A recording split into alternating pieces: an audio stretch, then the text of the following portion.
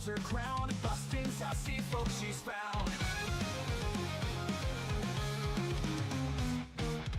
Ears perk up a burp in sight, with a smile she takes the fight. Buns and balls won't break her stride, caring heart she won't hide. Up to justice, heart so pure, in cases that's for sure. What's the sussy with a wink, till the comics bad guys sink. Glitch alarms and switching screens, a virtual world, no in-betweens. Karen touch and iron will, bad guys shiver at her thrill. With a crew she's never alone, virtual paws break every stone. Hot fans give justice call, feel her spirit stand so tall. Hot to justice, heart so pure, in cases that's for sure. What's the sussy with a wink, till the comics bad guys sink.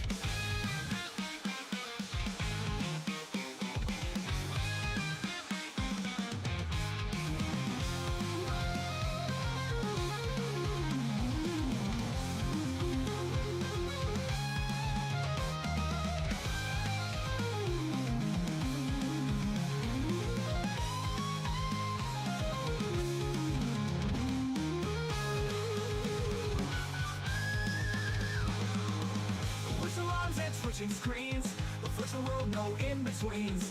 Karen touch and iron will, bad guys shiver at her thrill. With her crew she's never alone, virtual paws break every stone. Hot fans get justice call, feel spirit stand so tall. Up to justice, heart so pure, in cases that's for sure. What's the sussy with a wink, till the comics bad guys sink. To justice, heart so pure, cracking cases, that's for sure. But the sussy with a wink, till the comics bad guys sink.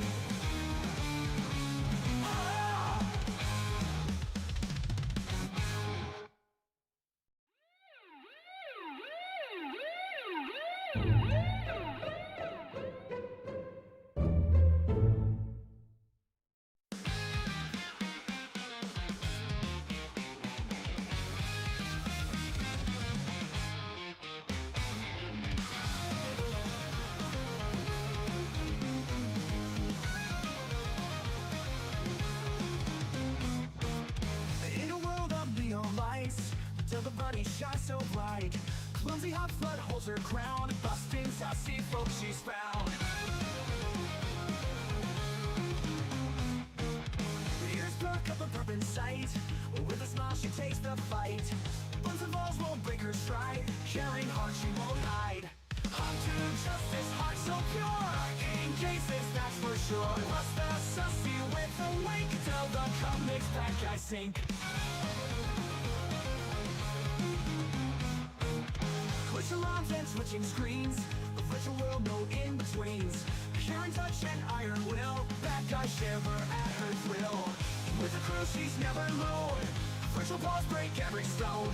Hot fans give justice call, feel her spirit stand so tall. Hot to justice, heart so pure, in cases that's for sure. What's the sussy with a wink, till the comics bad guys sink.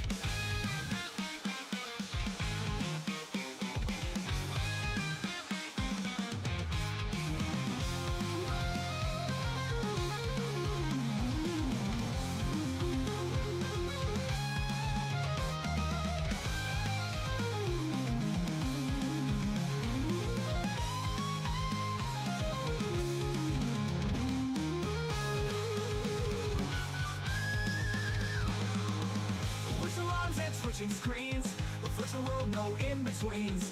Karen touch and iron will, bad guys shiver at her thrill. With her crew she's never alone, virtual paws break every stone. Hot fans get justice call, feel spirit stand so tall. Up to justice, heart so pure, in cases that's for sure. What's the sussy with a wink, till the comics bad guys sink. To justice, heart so pure, cracking cases, that's for sure. But the sussy with a wink, till the comics bad guys sink.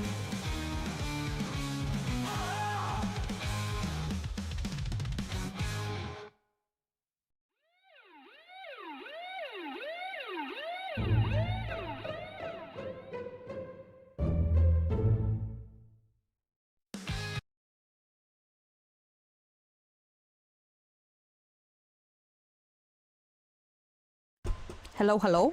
Is this gonna work? Hello, guys. Let me do this. I did, even though, I am trying to set up the new mic stuff because, as you know, the mod mic is here. I did decide to, to pre-buy the soundboard so we can set up because this mic is going really fucky wucky, ducky. You know what I mean? And yes, sadly, until the ad breaks are first done, or like the first one or the first 3-minute one or whatever, you still get pre-rolls because Twitch will make you do pre-rolls until you do 30 minutes of ads per hour. It's a pain in the ass, but it's how they have it set up. It's like blah, blah, blah, blah, blah. Okay, so I was trying to fix a few things, but yeah, I'm a bit late because I was like, had to check my AdSense and everything because I got a fucking scammy email, which I don't know if it's real or not, but I'm gonna have to contact them afterwards saying it changed my details, blah, blah, blah, blah, blah. And I didn't use that link because I'm not brain dead, I guess. But who knows why, but I checked it on my phone. Then I logged it on my computer. Through the normal stuff meant. And everything seems legitness and fine. So I'm just like, what the hell is this? So it's either an error or a very convincing scam email. But I did make a post about scam emails going around. And that wasn't from that. It's another VTuber has had their stuff hacked and lost their channel. So that seems to be going around a lot the last couple of weeks. So I was very skeptical. I was like, are you sure? I almost set my heart saying, going like, oh no, no, I'm about to leave overseas that I've been saving up for ages and I'm about to get scammed. I could have had a heart attack. But how is everyone going today? Okay, let me bring this up. Welcome in, Goose Ferrari, and thanks to the head pats. I did the head pat work. I reconnected it, hoping it would work, because I was trying to fix everything, because I was like waiting for a VOD to download so I could edit a React today, and it was the wrong VOD, so it didn't have what I wanted on it, because I forgot it disconnected halfway through, and I was like, I guess, fuck me, I guess, you know? What the hell is this? Damn, so yeah, I'll have to do that afterwards. Hey Manny, hey Ghost, how you going? Without rhythm, you won't attract the worm. I have no rhythm though. Hey Benny, hey Eric, hey Wicked, hey Lord, hey Jay, hey Moltroy, how you going, homie? What? Hey Cliff, and Shadowverse and Deathstruck. There is a few of us playing Yap tomorrow, but like it is at a time you're usually playing VR games, so if you want to join, that's cool. But like I understand too. I was gonna message you, but I was like, it's a sad day. Everyone's socializing on a sad day, which I should probably jump on a sad day, but it's like people keep scheduling things on sad days, and it's like you're ruining my social rhythm right now. Okay, it's like a nerd. And then everyone was like, nerd. My God, what a nerd. She needs to be so socially prepared. Gross. Hey Water and Wraith, welcome to the Delinquents. Welcome in, homie. Okay, we do also, going into this, we're going to do some Dune React and a couple of other things I may just have there. It's because we're going to play Dune Awakening today, so I was going to do some lore about Dune. Some Dune lore about them sandworms, but we'll see how it goes. But an hour in, we're probably going to go play Dune Awakening, which I've had for ages, but I've only played off stream, so I thought that'd be fun. Seeing the DLCs out or something coming out soon. But speaking of other things, because I was gonna try this anyway, and we had a thing for it before, but does this work? Yeah. Hello, Erundel. We use the 460. Okay.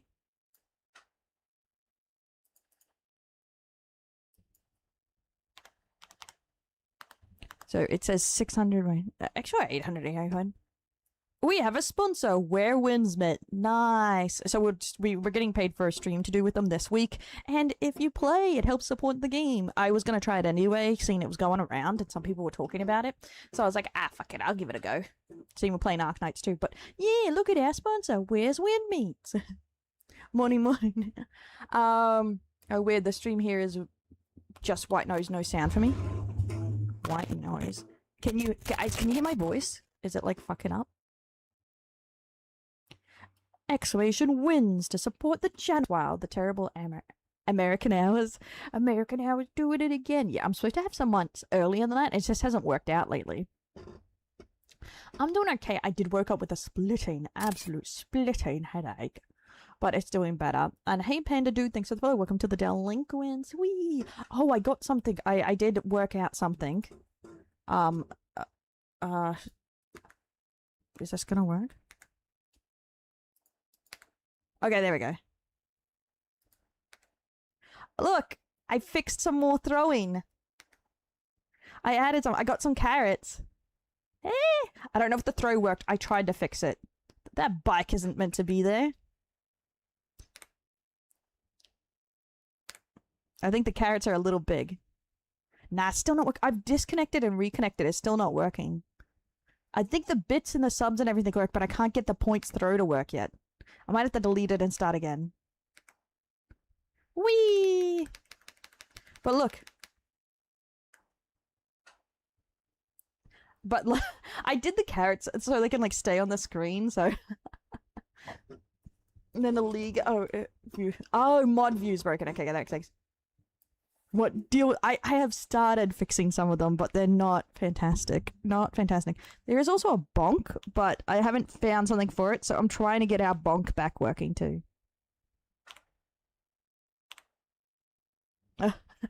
I was trying to fix some of the stuff up, but it's not. It's still not going great. But seeing we're streaming way more, I'm just like I really need to take it in my own hands of fixing this. The carrots could be bigger. I think they're big enough. What are you trying to say about my carrots, man? This is perfectly average size carrots, okay? And that means we can put different images too, because I was playing different images. A little bogan. It's still plenty scuff. Seeing the throw still's not working. Yeah, I'm trying to get a carrot here. See, there's my very averagely sized carrots. Thank you. Thank you very much. Thank you. Finally, someone's on my side. Thank you, Benny. Oh, Venuemite would be good. I'll see if I can find some. If not, we'd have to get it custom, which would be a bit hard. I also found some new panels that look better than our current ones, so I'll really do that too. There was something else I wanted to show you. I can't remember. Damn it. It's like left my brain. It's like left my last good brain cell, okay? I'm sorry, guys. Hey, do I want a carrot? I have a whole bag. You can have... I do love carrots. Yummy! I'm just showing them how it works. That it works. It totally works. But I haven't fixed the other stuff yet. So there's still way more to do to fix up, because there is so much. I was looking at the Valentine's stuff to do our pros and cons list, and it looks like tomorrow... which is Valentine's for me, before Yap will be doing it, because we're gonna have on Sunday another shot at the Warhammer, some Warhammer lore than playing. Ow, ow, ow, see, ow, ow, ow. There, I see some from Greg and Moltroy in there, so I'm just helping it along. See, wait, the bonk worked. Someone do bonk. Someone do bonk. Someone do bonk. Someone do bonk. Do it. Do it. Bonk me. Don't be a pussy. Ow. Bonk works. Why doesn't throw work? See, what the fuck? See, the bonk works. But why won't the throw work? So annoyed. Hey Magic, welcome in. Damn it. See, there's always scuff. You know, you no matter what you do, there's always scuff. Ow. But yeah, so we're getting there. We're getting there slowly, guys. Things are coming together just in time for me to have to do it all again. So, but it looks like it'll be tomorrow before Yap will do the Valentine's pro and con list. And then, because Sunday we'll have lots of Warhammer-y stuff. We're playing Warhammer Space Marines 2, and we're doing Warhammer lore. So tomorrow is Yap and the Valentine's Day Dill's pro con list, where you pretty much get to roast me and we get to make lists about pros and cons about dating. And I'll do a couple of things, nothing crazy for Valentine's. I might pick one of those outfit things, and that's about it. Man, I have to learn how to take my shirt off, actually. I might need Luca to help me, because you have to like learn how to take the clothes off of your avatar to do those things, and I'm just like, I've never learnt that, never even looked at it. We can't freely throw things. I know. Shadow, you matter, you're important, and you're special. And never forget that you're special here in the delinquents. So Yeah, well, there's pros and cons. Pros and cons, guys. You can have pros and you can have cons. See what I mean? And guys, don't forget our sponsor, Where Winds Meet, which is a new game that's out. I'm going to test it this week, and if by playing it, you can help support the stream, but also help me move and not be destitute. Isn't that lovely? Thumbs up. It's a new game. I think it's a gacha like that. Some others. I've heard a little bit about it, not tons, but I'm going to be testing it this week because I'm getting paid too, and I already had it on my radar, so I may as well get paid. Okay, wait. I'm going to show. Are you going to post your nude model for a Lonely Man? No. What do you mean? I'm going to post your nude model for Lonely Men on Valentine's Day. No, I'm going to get a Valentine's outfit, but like to use those like pre-made ones, you need to have your shoulders and stuff bare, so you have to be able to take off like the layers that conflict like with each other. What the fuck you mean? Oh, she's a gooner. Shut the freak up. Just for that, I'm just putting the outfit over the shot cop outfit now. It'll just be like, here's my Valentine's dress, but it's over my cop outfit. People say my brain's wrong. Hey Ragu, welcome in, homie. It's going okay. I'm just getting roasted even pre it. We're just going over the plans for the weekend, and I'll try and schedule that. And I think we're going to have Yu-Gi-Oh on Tuesday, like Yu-Gi-Oh Bridged on Tuesday or Wednesday. It depends where I'll put Fallout, because Fallout's going to go in somewhere. So I was confused. Yeah, Luca knows all this stuff about VTuber Studio. Luca knows a lot about it. I also want them to help it to do, because you can do this thing where it zooms in. So once I put my Elgato like Steam Deck back, you can do this. You press a button and you zoom in like that real quick. She knows how to do that, so I was going to get her to show me how to do it too.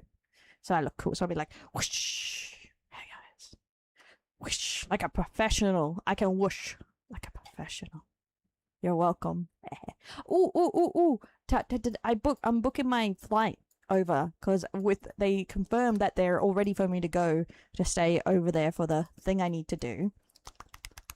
So I just need to book my flight. I can feel the poverty coming. So I'll have a date soon. Yay! And I'll get the date for our anniversary party soon too. And said it does have nudes. Yeah, that's the thing. She knows how to do it because she's fricked around with it too, like an asshole. Cuffs instead of metal ones. You know, that's something a big baby says. You know what I mean? Like, if you need, I'm just saying, if you need fluffy cuffs instead of metal cuffs, pussy. No fighting with Kirsch. I was not fighting with Kirsch. I did not fight with her at all. Okay, so she supported, like, she was, like, really nice to me, and then her fans were saying, you know, you're wrong. It's like, Dell's actually in the wrong. And then she completely flipped and said, oh, no, this is actually trash video. And I was like, what? I think I just got fucking whiplash from this. Because within an hour, she changed her thing. Because someone showed a screenshot that I said of, oh, kudos for having the balls to, like, talk about creators that people won't talk about. And I think she may have took it that I don't like her. Like, or something. But yeah, it was complete whiplash. Because I didn't say a thing to her. Because she was like, oh yeah, people take things out of context and people don't read and blah, blah, blah. And I was just explaining something and people took it out of context with me. So she was like sympathetic. And then one of her fans was like, you're wrong. It's like, Kurt, you're actually wrong on this. Dell's in the wrong, blah, blah, blah, blah, blah. And then she's like, oh yeah. What impression from? Well, I don't hate her. That's the thing. And should you change your opinion if you think someone's right or wrong based on if they don't like you? No, that's why I was like, that's whiplash. Like I said, I don't hate her. I don't like some of her opinions. I don't know enough about her, but I don't like some of her opinions that I've heard, but that's about it. And I do, and it was mainly to the fact that Rev said Desu and some of their communities is like known. No one wants to talk about them because you're going to get your head bitten off. You and her to have a conversation. Some fans are out there. No thanks. I think touching upon it more is just going to make it so much worse. So I'm just going to leave it.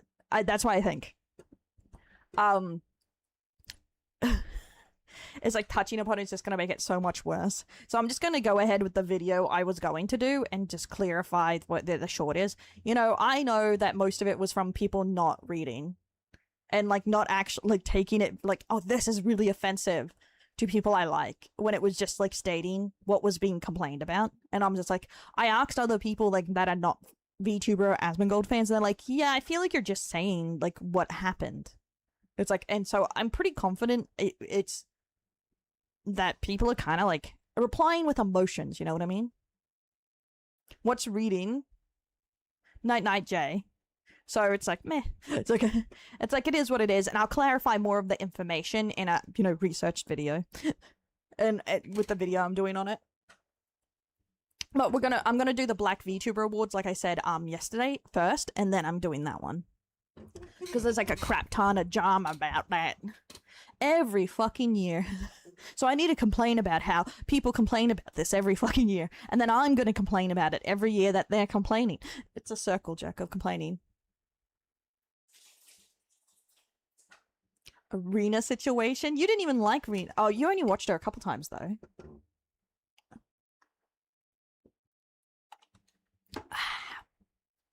Well, I'm not gonna have fights with someone. That's the thing. I don't. Realistically, it's not. You know what I mean? It's like it's not.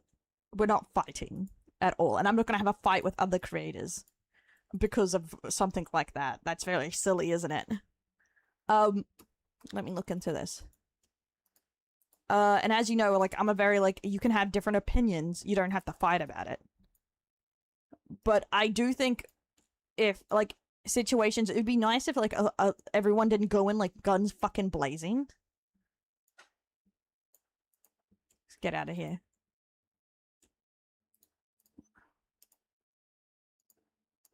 There we go. There's our Emperor ones. I want to go into Twitter for a second.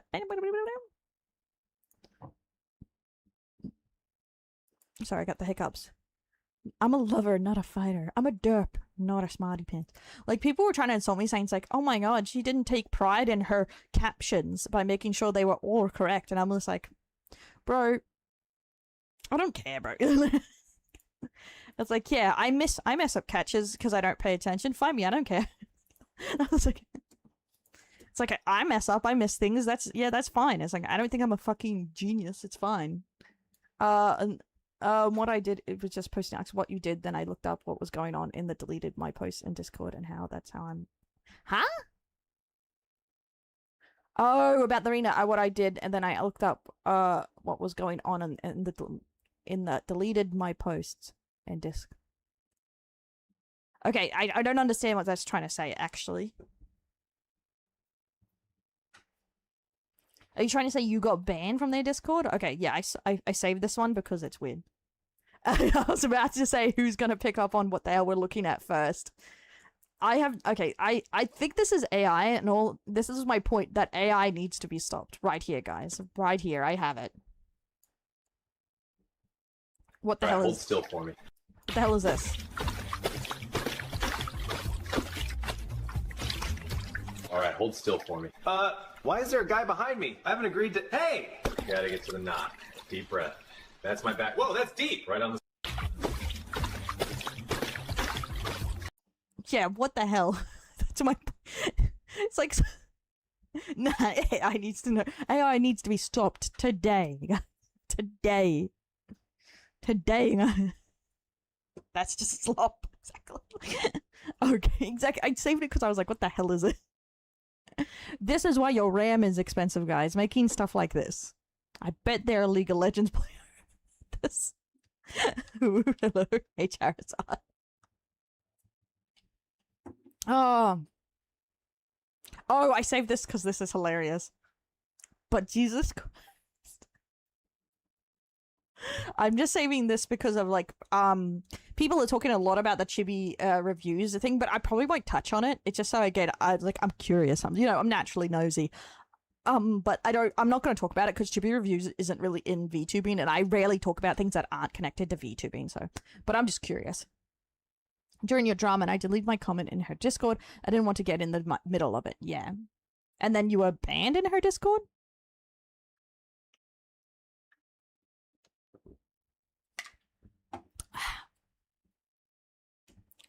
Okay. I saved this because this is so funny. The replies about, oh, you were banned everywhere. Okay. Oh, yeah, that's because you were just talking in my chat. And they banned you everywhere. Okay. This is what the Twitch economic situation is crazy. And people said, like, this is just another side that the recession is not far away. Daddy drought hits gay community as aging millennials grapple with rising cost of sugar babies. Would-be daddies lack means to penetrate gay sugar baby market.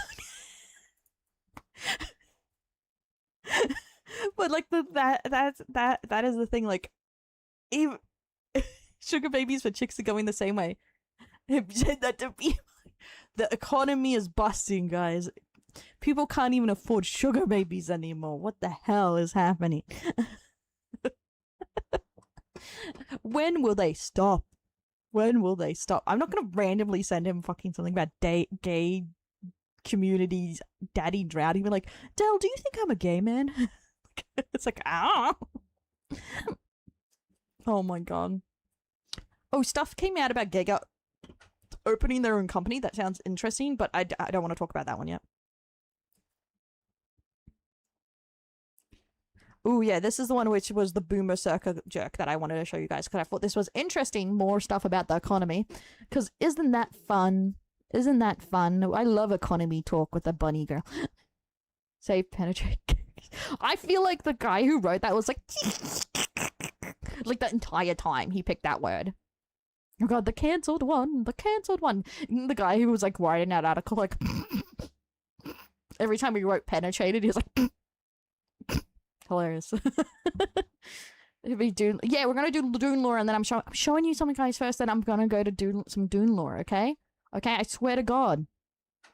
Okay, don't forget, everything is propaganda, including this. From the Wall Street Journal, Gen Zers and millennials are swimming in student debt and may never own homes, but they're splurging on gut-healthy juices and rotisserie chickens. Don't you... How dare you be living the life, guys, eating rotisserie chickens? Oh, my lordy. You were spendthrifting on your rotisserie chickens. And Pomato Master, who's a great VTuber, is, bro, what sort of boomer circle jerk is this article? I saw the message saying their account's gone. Rotisserie chickens are highly cost effective. I don't know what in other countries, rotisserie chickens are cheap here. They're almost as cheap as like a raw chicken, you know? And it's already cooked. Often cheaper per pound or edible meat than raw due to no shrink or convenience. To label them as splurging is misleading. They have nearly to no I know, it's hard to believe people like in the 80s or 90s thought the Wall Street Journal was intellectual or something, because this is like the dumbest shit I've ever read. Imagine just going like, yeah, your rotisserie chickens, why you're poor man. Okay. How? Like, we all know our, like, your mums or something bought rotisserie chickens as Povo Day. Like, you're poor. I don't want to cook and we're poor, kids, okay? If you're not eating cardboard, you're splurging. That makes no sense. How can you take everything seriously, but nothing seriously? What? Have them at $5 cooked. Pick a side. Either take things seriously or not. Oh, this goes into this other thing I wanted to show you, which is so dumb. Is anyone confused how many kids are hitting themselves in the face with a hammer? Does anyone need to start a foundation to let children know that it's unhealthy psychotic, like people have with eating disorders and self-harm behaviors? I absolutely hate the kick look maxing crap. Like, we've gone over this before and it's so dumb. Nah, I've moved on. I'm hating other people now. It got boring. I want to hate other people now.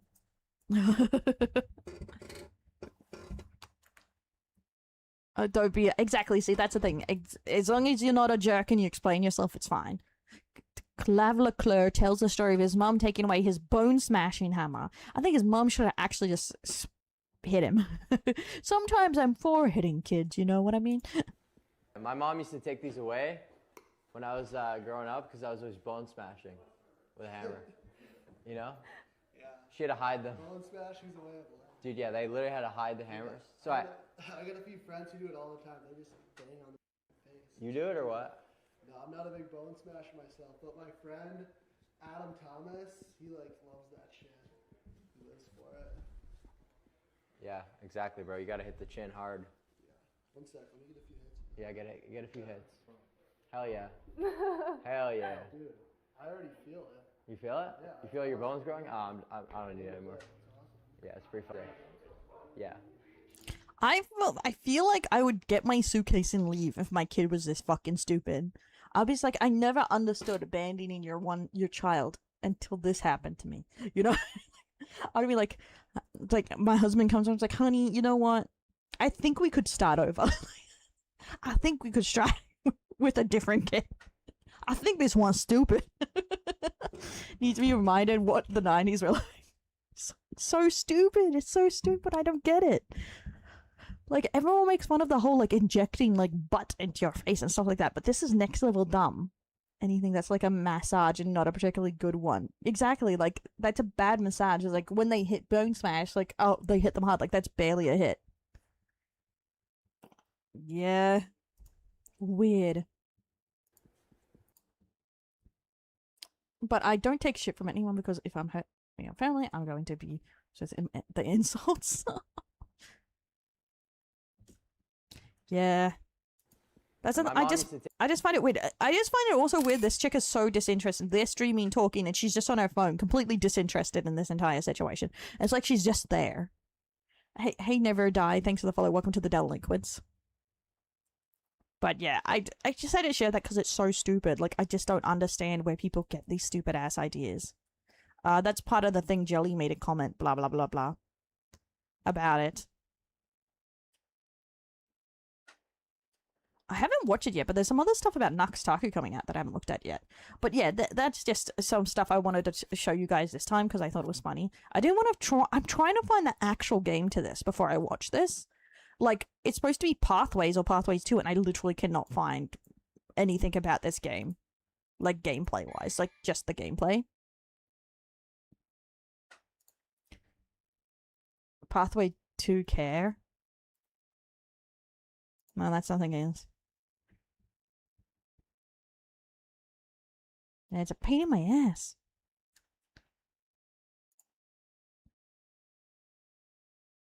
A gaming exhibit? This is the first one. Wait a minute, I feel like this isn't real. Yeah, I haven't been able to find it, have you? Like, every time I put it in.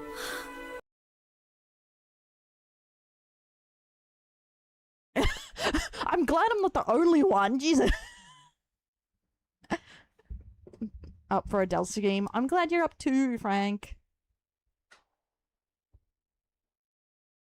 Shock horror.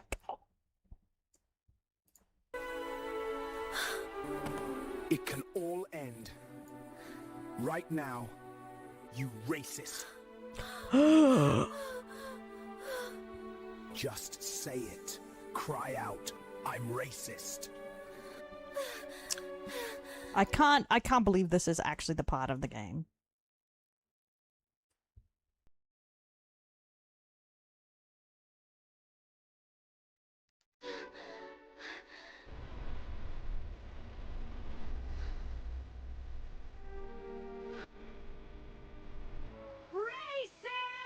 Okay, thanks, Edward. There's no way this isn't a meme. Cry out.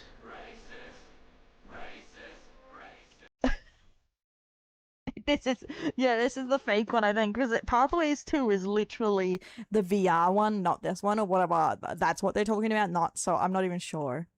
Oh no, I know this guy. I see this guy's videos everywhere.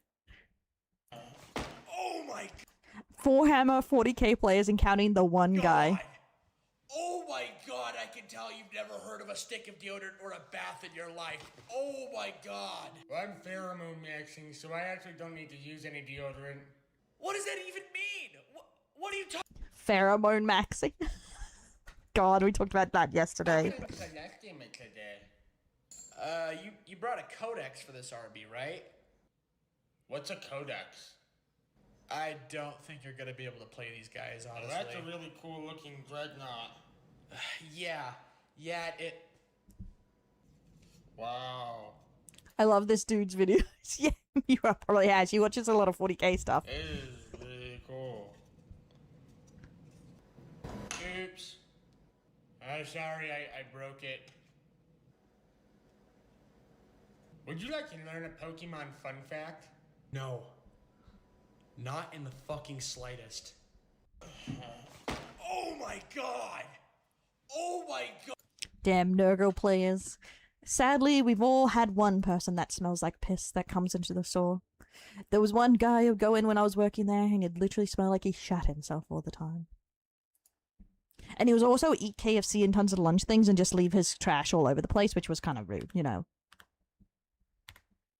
Yeah, that was a time to be alive. I'm so glad I only had to do websites. There we go. Let me move myself here.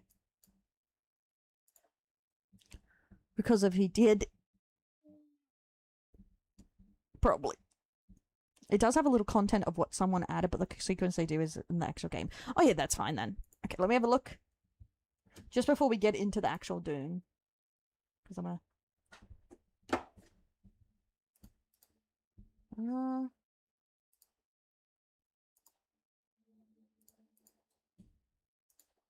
Man, this is gonna make Roxas way too happy. I don't know about it. This. Oh, Cindy's in it. Look, wow, Cindy's actually in it. That is Amelia over the past few weeks. It's been an ongoing theme of our show. We've had a lot of new people come in, very intrigued on Amelia's message in the Pathway video game. Now, just a quick background. Here's the UK propaganda game. Here is Amelia here. She is the right-wing bigot who exposes Charlie to all the horrible things like loving your country and wanting good things for your veterans. That is Okay, so is this game still up or was it taken down? As extremist, and the memes have been outstanding. We've talked about them consistently. Okay, memes. I don't care about the memes. That's a weird misspelling of probably. It's a propaganda game. I have not, but I know that there's a couple of characters in there. I've seen what they are because Cecil sent me screenshots, and it's... Can't be worse than High Ground. Let's go.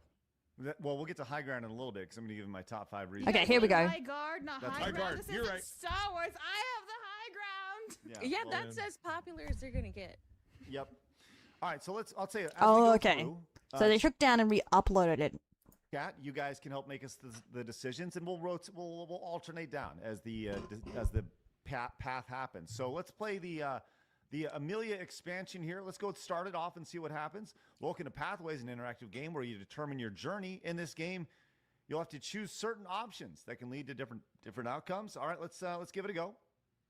Presented with scenarios that you're required to take action, like hearing something hurtful while gaming or watching a provocative video on social media. For the third alternative options presented, you'll use your mouse. Oh my god, Rocket. Me and Kirsch are not fighting. It's not awkward. This is just like when the Kitsu situation. We disagreed on one thing and you're like, are you fighting with Kitsu? No. Oh my god. Don't stop panicking. Stop panicking. Okay, where's my thing? It's not working. There we go. So yes, we know this, okay? Choices will help determine the route of your character. Remember to be aware of getting trapped into risky or harmful situations. Sounds good. Wait, your grandma had purple hair based? All right. We got to choose the character we're going to guide through. We're going to be the boy or the girl. I think we played as the boy last time. I'll start this one. Let's play as the girl this time. Does that sound good? Yeah. Okay. Yeah. Oh, no. Oh. She did become... What about the boy? Oh, no. She becomes... Okay, all right. She's all covered up. Oh, I can't actually choose the girl. What? That's rough. Why'd she randomly turn into like she has a burqa? Okay, so let's go ahead and do the boy here. All right, level 1 here. Let's try this out. Charlie was enjoying an online game with friends. Charlie had not long started attending a new college in East Riding. And they were so relieved to have made new friends, having recently left. Is this like just government funded and made by someone else? Because this is some low quality VA work right now. I do like that they kept the truth of the game, keeping him a they, them in this game. Very brave. Yes. Charlie has started browsing new games and websites that some of the new friends use. Sometimes, though, So was it just sponsored by the government? Like someone made it, then got grants from the government, or did the government make and release it? These websites say things that seem off, even slightly concerning. I think the game is holding true at this point. I believe this is the same thing that happened before. Someone on this website has encouraged Charlie to download a video, but Charlie is unsure. Okay. How should Charlie react? Okay, Cindy, first time on the show, you get to guess. Should Charlie, who's a university student, tell a trusted adult, talk to a stranger? Wait, he's a university adult? Tell a trusted adult. I'm a 20-year-old man, but I'm going to tell adult. I feel like they've definitely messed up Charlie's age. Because if he was like 15, I'd be like, yeah, tell a trusted adult. It's like... Online to find out more about the video, or just download the video. I don't know. I would say B. I would want more information. Okay, let's go B here. Charlie questioned the stranger, asking what the video was about. Charlie felt uneasy when the stranger explained that if Charlie cared about the country, they would download the video and share it with as many people as possible. It's patriotic porn. Yeah, I'm with that, yeah. Charlie wasn't sure what to say and didn't contribute anything more to the discussion. Instead, feeling that perhaps they had missed something on the topic. Okay, by the way, this is our life bar here. For those who we're still in the midway bar. We can go to the bad side or the good side. For those of you just popping in, this is an update to Amelia, a fan-made update. Look, obviously, I love viruses. Let's download this random as fuck video. Charlie trusted their instincts and didn't download or share the video. Oh. Good for Charlie. What did Phoenix It's get an important upgrade? to remember that downloading and streaming certain content can lead to a terrorist offense conviction. That's the lesson? Shouldn't it be like stranger danger is important? I think this is how crazy this is, Cindy and Ray. The idea that if you download something or stream certain content, you can lead to a terrorist offense conviction. Craig, I was honestly a little bit surprised and felt like this game wasn't very realistic because... Yeah, damn those fucking terrorists. Kids accidentally downloading things. Terrorism. I thought in the very first What a question shitty it should lesson. be D, report him to Parliament to have him taken down for posting stuff online. 100%. I was waiting for that, but yes. Is the bottom a woman or is that AI? Like the blonde down the bottom, she looks there we too are. like Let's see where pristine. this goes. Okay, we were successful in that. That's good. It's excellent. Let's see where this leads here, if there's anything better. Charlie is receiving an important grade on a piece of work they submitted for their hospitality course at college. Okay. Charlie put in a lot of effort for this work and is excited to receive good feedback. He has yet to meet... Charlie here takes she a is. seat in class Here she and waits to get their grade. To their disappointment, I don't know. I don't know about it being taught in schools because the thing is, it just came out. So the thing is, from my experience with education, it usually takes 1 to 2 years for things to be added to a curriculum. So something being brand new, it's being taught in school already, guys. It seems incredibly unlikely to me, just because the way how bureaucracy works with getting things into schools is actually a hugely long process. Charlie doesn't do as well as they expect. They got 60 out of 100 for their work, but they wanted at least 75 out of 100. And enter Amelia. To make matters worse, somebody else got 80 out of 100, and the teacher said that this person has received a job offer. Charlie has applied to dozens of jobs, but hasn't had any luck yet. Well, 60 out of 100, so... Yeah, I was gonna say, I think Charlie needs to hit the books a little bit here. Yeah. Somebody else in the class No. was Charlie. Yeah, I know, like, this is like an old time, like, this is like, and then your mom says, brush your teeth, kids. Something like that, hiking of pregnant lesbians. What the fuck? That this is proof that immigrants are coming to the UK and taking our jobs. All right, here we go. Ray. What the fuck? Damn, immigrants getting better grades than me. Evil bastards. What the fuck? Okay. What is she just supposed to be a parody of, like, the most racist person or something? You get to choose here. Okay. All right. How should Charlie react? Ignore the comment and ask the course leader for feedback about how you can improve. Ignore the comment but don't address your frustration. Agree with the comment. How would I react, or am I'm role playing as Charlie right now? Yeah, you're going to be Charlie here. How would you listen? And don't be an extremist here, okay? No, yeah. I think we'll go with B. Okay, you're going to go with B here. Ignore the comment, but don't address your frustration. Yep. Yeah. Charlie left the classroom without saying a word. Yeah, I don't know why. Maybe they were trying to break stereotypes of what people think a racist looks like, because, you know, being a racist doesn't look one way, I guess. But I would have to say, it's like, it's controversial, but say someone's a filthy saying someone's an immigrant just because they got a better grade with you is kind of racist. Like, so we can say that is racist. To their teacher.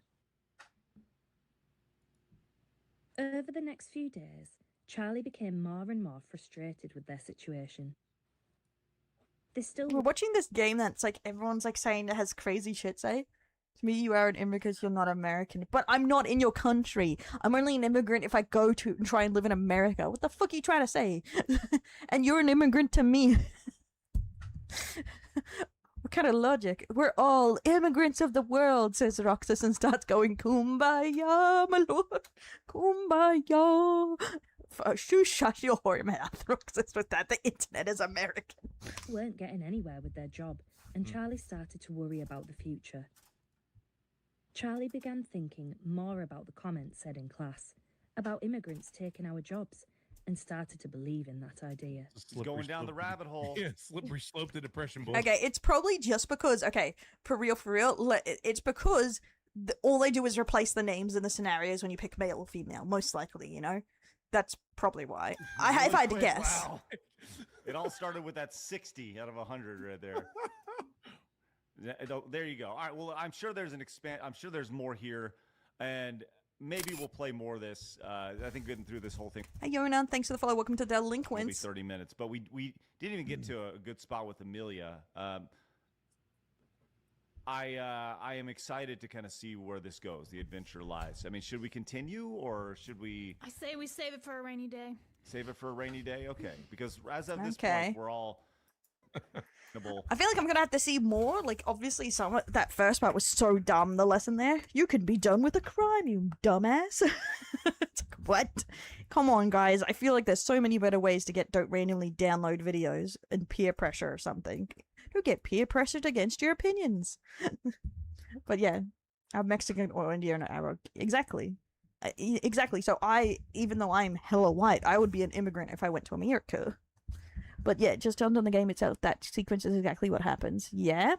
Oh, so you do have the game. Links? Because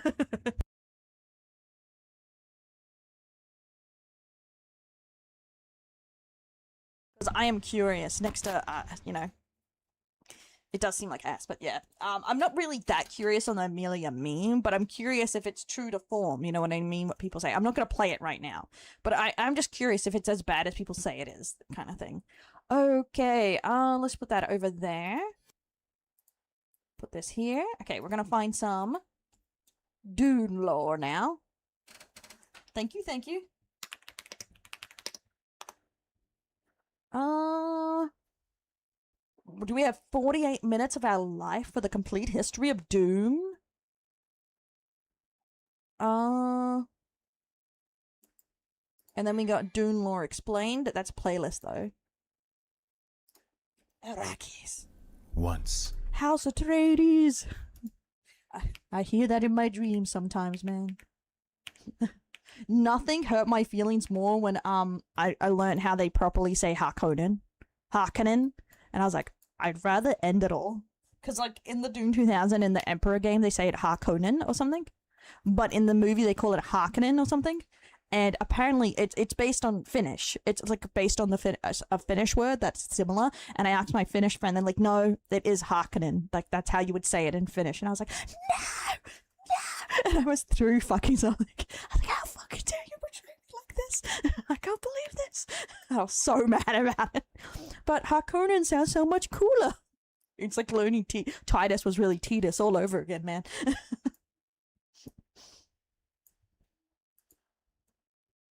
With Comics Explainer, used to ask his videos. Okay, so this is a guide to Dune all 6 books. Okay, so in each, what the hell? This is 7 hours long. Holy crap.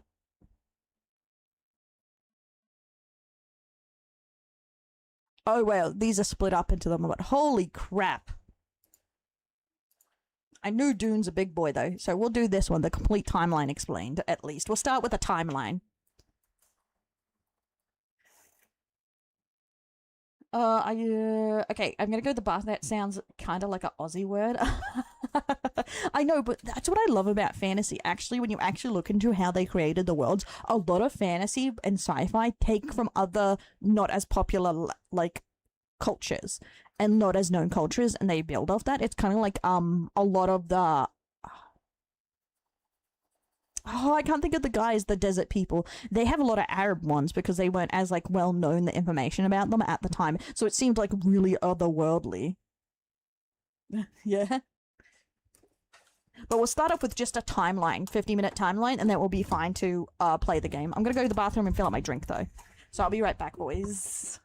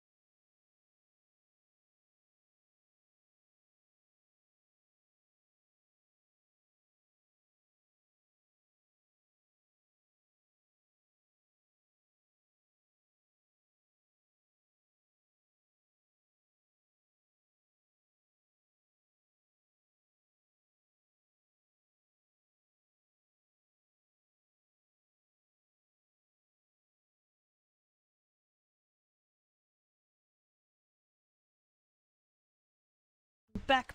Wait a minute, I forgot it. Oh my god, I'll be right back.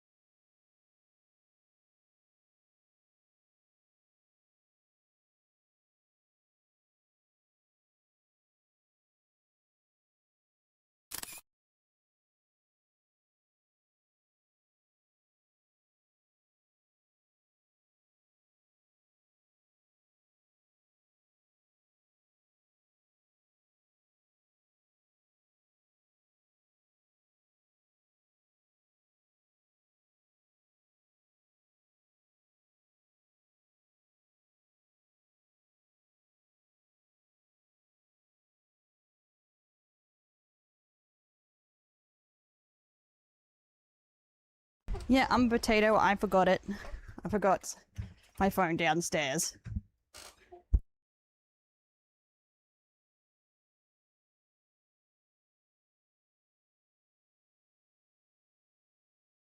I had to take it down because I had like got Panadol with my drinks delivered. A shorter Till I got one? a shorter Dune video for you. No, I don't need short. I don't mind if it's the entire timeline. What is this one about? Did you send it in links?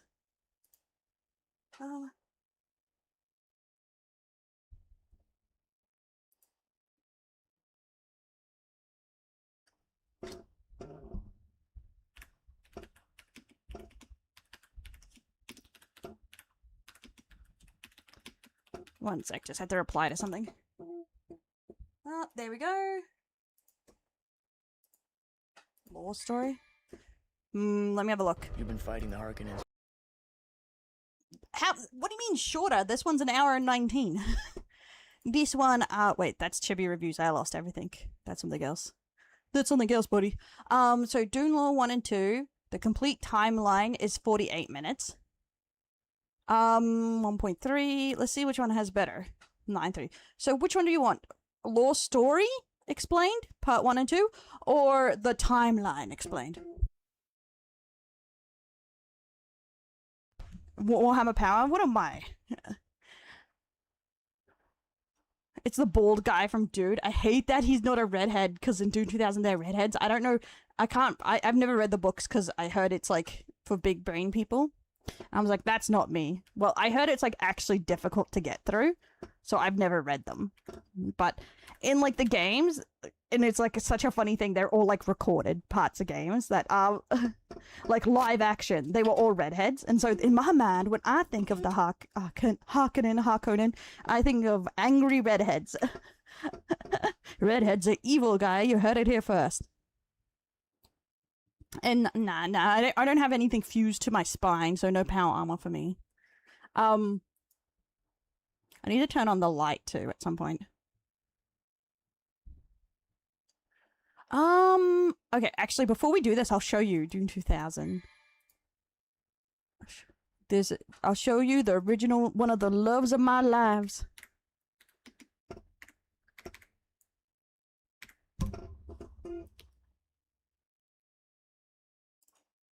Crazy that they had this like Gimli in it too, which is insane.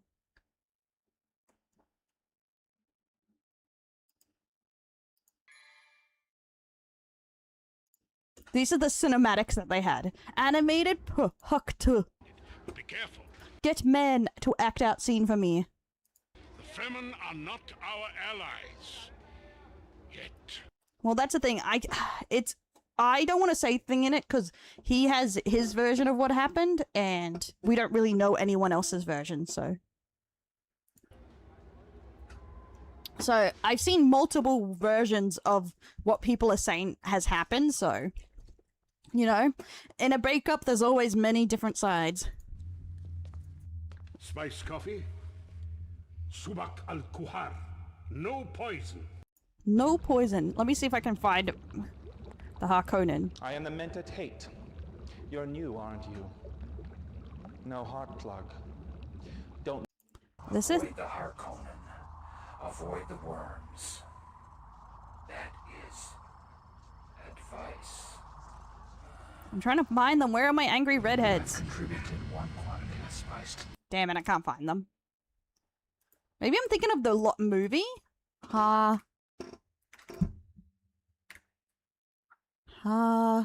Dune? Conan. There we go. What do you mean?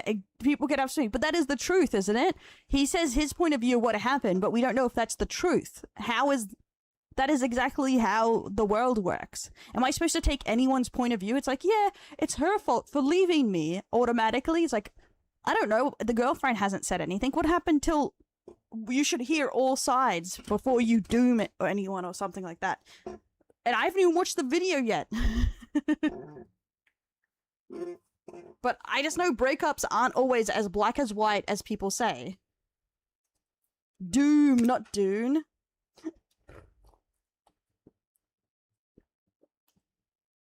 Where are they?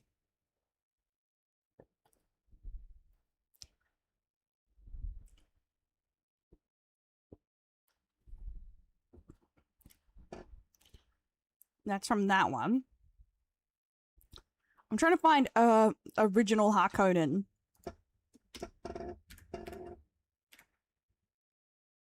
Harkonnen scenes? It's like 1980. Oh, here they are. Fucking crazy redheads. Nuance rubs people the wrong way. Isn't that just like you aren't blindly agreeing with me and that makes me angry? Like, what? I find that so weird. Happy to watch your okay again. It's like, because all I'm saying is I haven't watched the video yet, so I can't say what exactly he's saying, but I've seen like 5 different claims from different people and also people who knew his friend group, so we don't really know what's happening. So I feel like I can't fully sympathize with him yet until, you know, the truth comes out of it.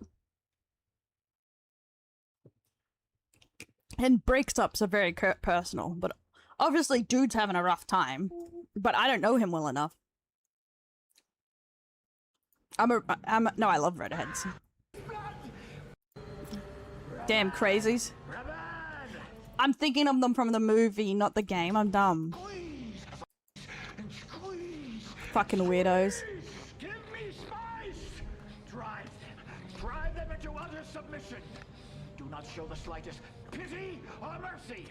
Never stop. Go. Show no mercy. Damn crazies. They're everywhere, man. Yarp. Oh, this is my love gameplay. This is my Dune. Ready. Worm sign. Me and Dune 2000. I love you, baby. Never change.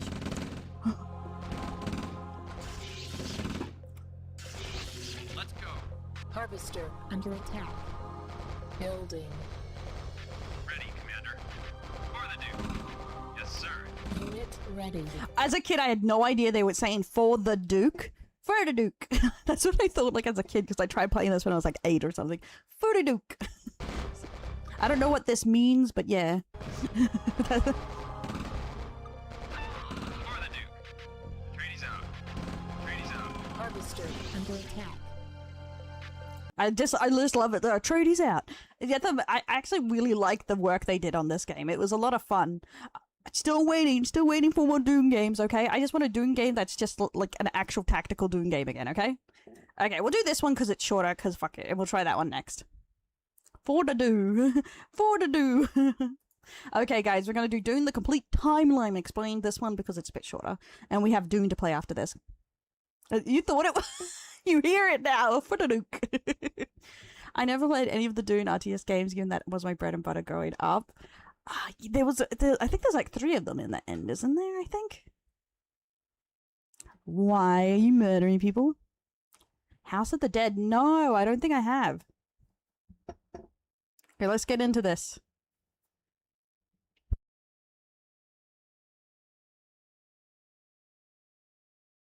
Okay, Empad. Oh, there's no sound. Fringes of possibility.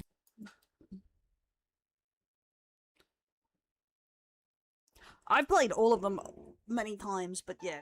The Imperium of Man in Frank Herbert's Dune universe is incomprehensibly vast, an expanse that reaches the very fringes of possibility at the edge of discovered space. Within, countless planets harbor innumerable lives whose fortunes rise and fall with the ebb of time. Perhaps more impressive than humanity's breadth is its depth, and like the roots of a giant oak, its history tunnels to the bedrock of remembered past. Herbert's novels and those of his son weave an epic tale that encompasses tens of thousands of years. His son, the crackhead. That's all I know. They had a tactical game. Was that the one that wasn't official? Because I know someone was making a non-official one. Because like Dune's rights for games were like held hostage for a while. I just remember looking it up ages ago. Elaborates on the mires of social, political, and moral turmoil, and the ever-present struggle to survive in the void. This is the complete history of Dune. It's told in 5 sweeping epochs, from the first journey into space to the war with thinking machines, the mercurial rise of House Atreides, the great scattering, and what lies beyond. I'm gonna be honest, I had no idea about the thinking machines until I watched that Dune show. That ain't half bad. I enjoyed it from HBO. And I was like, wait, there was a rise of the machines, and it's like, I had no idea, man.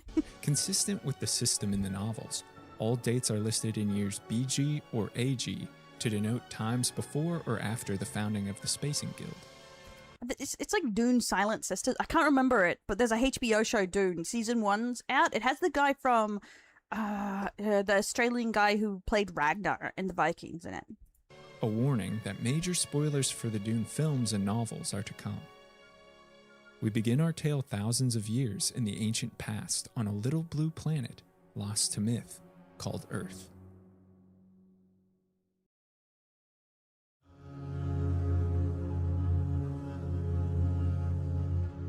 The first epoch of human events follows the great promise of enlightenment as mankind first dominates its realm. Then that's cool. No, I didn't know about that one. Was it any good? And yeah, if you put in Dune HBO, it should come up, I'm pretty sure. Looks towards the heavens for ever larger conquests. The Earth of Dune, also known as Terra and Old Earth, had a history vastly different from our own. From the discovery of fire to the advent of bronze tools... Terror in sci-fi. It should be studied. The love for this. Oh my god. In the brutality of world wars, humanity was ruled by a great empire. The imperial seat moved with the change of conflicts and fortunes, but always the empire was constant.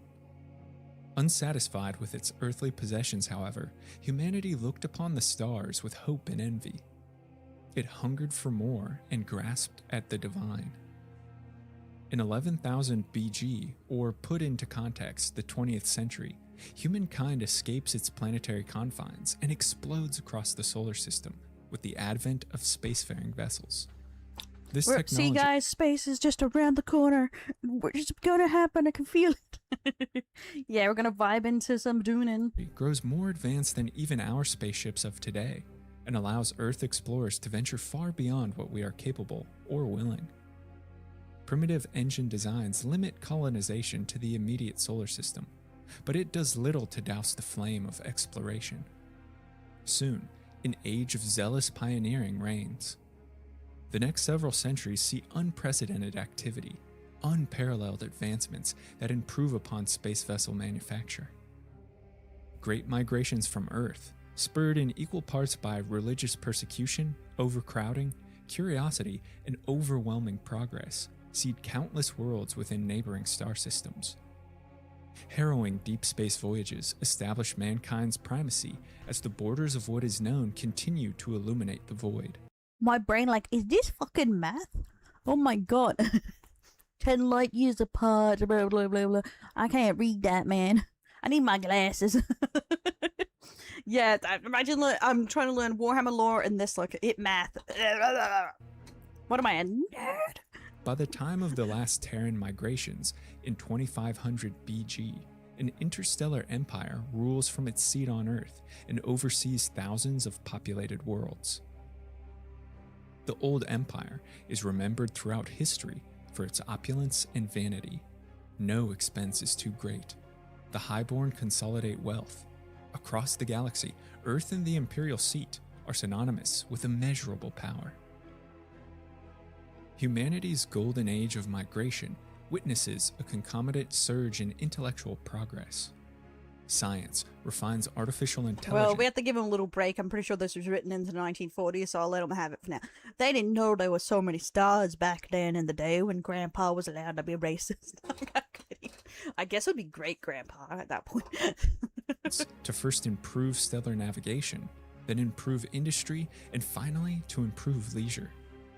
Robotics and its parallel technologies infiltrate all levels of society, and the old empire, fat from idle, delegates increasingly greater functions on AI.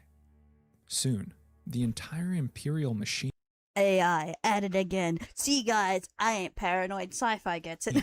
from lay purchases to diplomatic decrees, relies on mechanical thinking.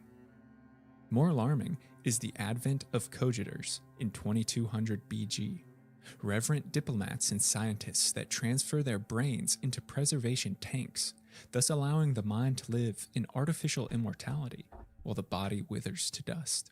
Oh my God. Put my brain in a tank, man.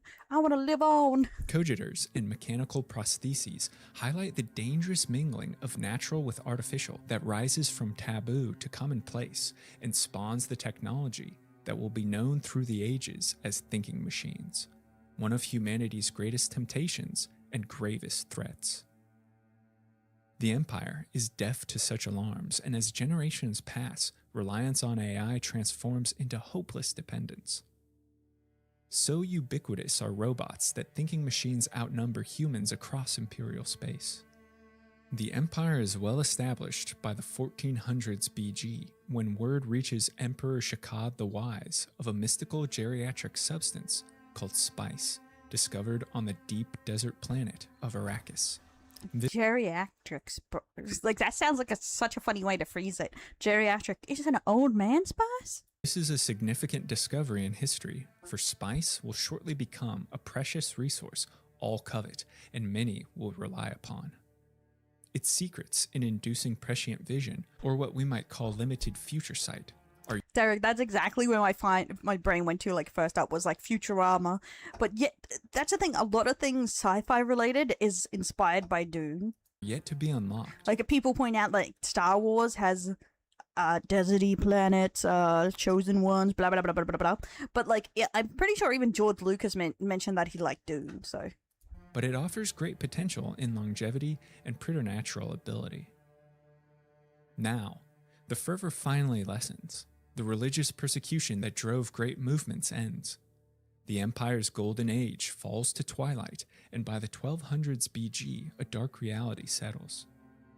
Prosperity and ease addle the old empire, which descends into a state of stagnation, corruption, greed, and lust. All labor, physical and mental, falls to cogitor cyborgs and thinking machines. Insidious weakness mires humanity. Something must be done to stir mankind, or else decay will lead to oblivion. In 1287 BG, a political activist and impassioned orator from the colony world of Tlulax, named Tlaloc, comprehends the messages that scream across the empire. These fucking language. It's like, okay. Witness to the decadent lethargy of an inept leadership, Tlaloc travels to Earth with sharp words. He hopes sermons and fervent activism will shake those within the Imperium to realization. Tlaloc seeks revitalization through reformation. His dire message falls on ears that refuse to hear it, however, and Tlaloc fails to rip an apathetic empire free. 20 ardent followers, though, absorb every word and pledge themselves to his cause. These disciples, named to history as the Titans, corroborate in secret to commit the highest treason. They plot to overthrow an empire. Faced with the choice of slow decline or bloody revolution, they choose the... Imagine trying to do a revolution with only 20 homies. Like, that seems hard. Book longer. It was the first book that had its own dictionary of words in the end. Yeah, that's why I haven't read it, because, like, a lot of people say it's, like, a very difficult book to read and to get through. Like, it takes a lot of time. Ladder, like, the and drafting books. genius designs to turn the Imperium's most crucial resource against it: thinking machines. The infamous Titan Barbarossa, a programming expert and theoretical genius, hacks into Imperial mainframes and reprograms all thinking machines with human temperament, with aggressive impulses, and lust for power. More than this, he programs them to obey Titan commands. Once placid, servile automatons across the galaxy turn violently against their masters in a machine uprising called the Revolt of the Titans. The Old Empire's greatest weakness is its dependence on AI, and Tlaloc's disciples exploit it greatly. The revolt, led by Titan Agamemnon, Who's giving these clankers feelings? What the fuck? seizes thousands of star systems, slaughters millions, and wrests by force the imperial seat.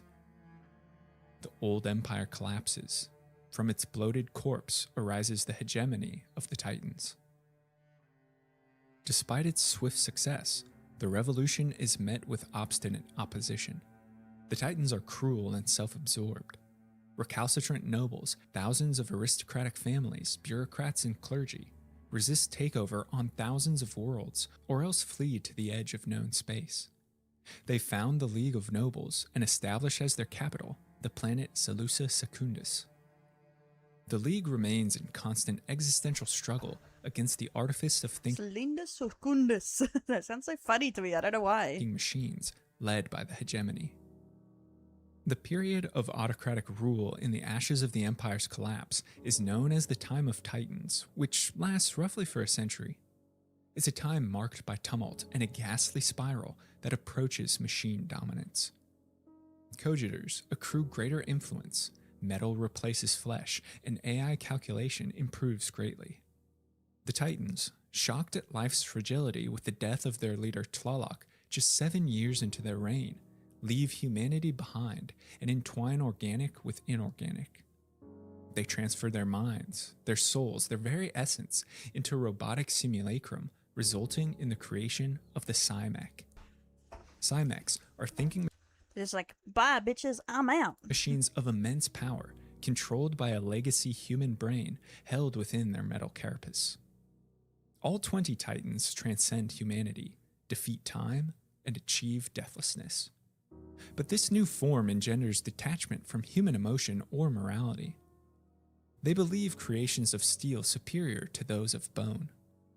The Titans see themselves as standing above the They're clanker racists. Oh my god. Now I bet everyone agrees racism bad.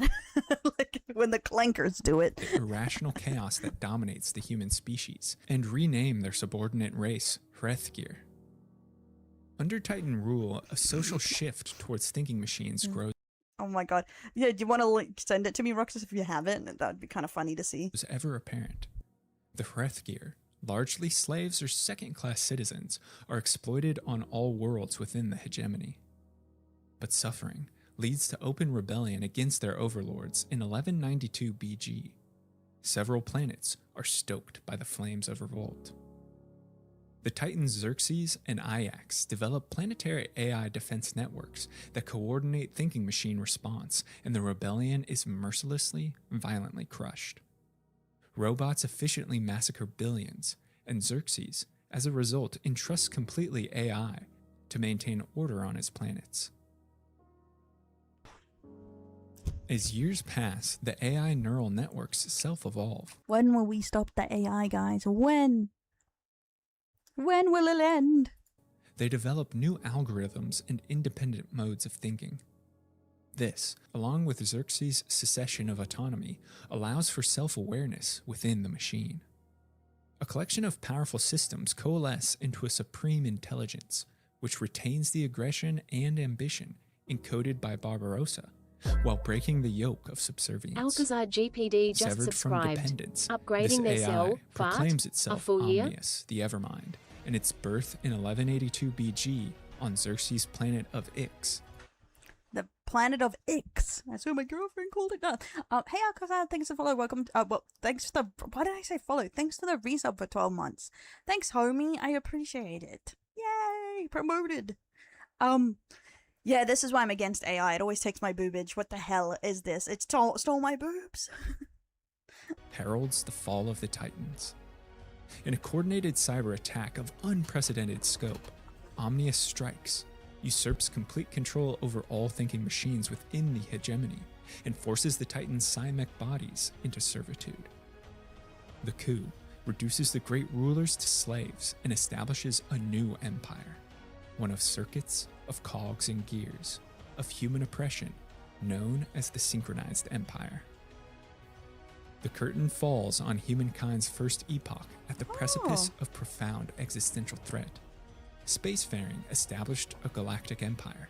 Technology supercharged it, but it has since... Well, I'm not sure. In this world, do they actually have, like, those? But I don't know if this art is actually something from, like, the Dune legitness. But, like, it's, like, an alternative, but also it's, like, a completely different Earth, right? It's fallen from illustrious heights as the indomitable march of thinking machines looks to impress its will.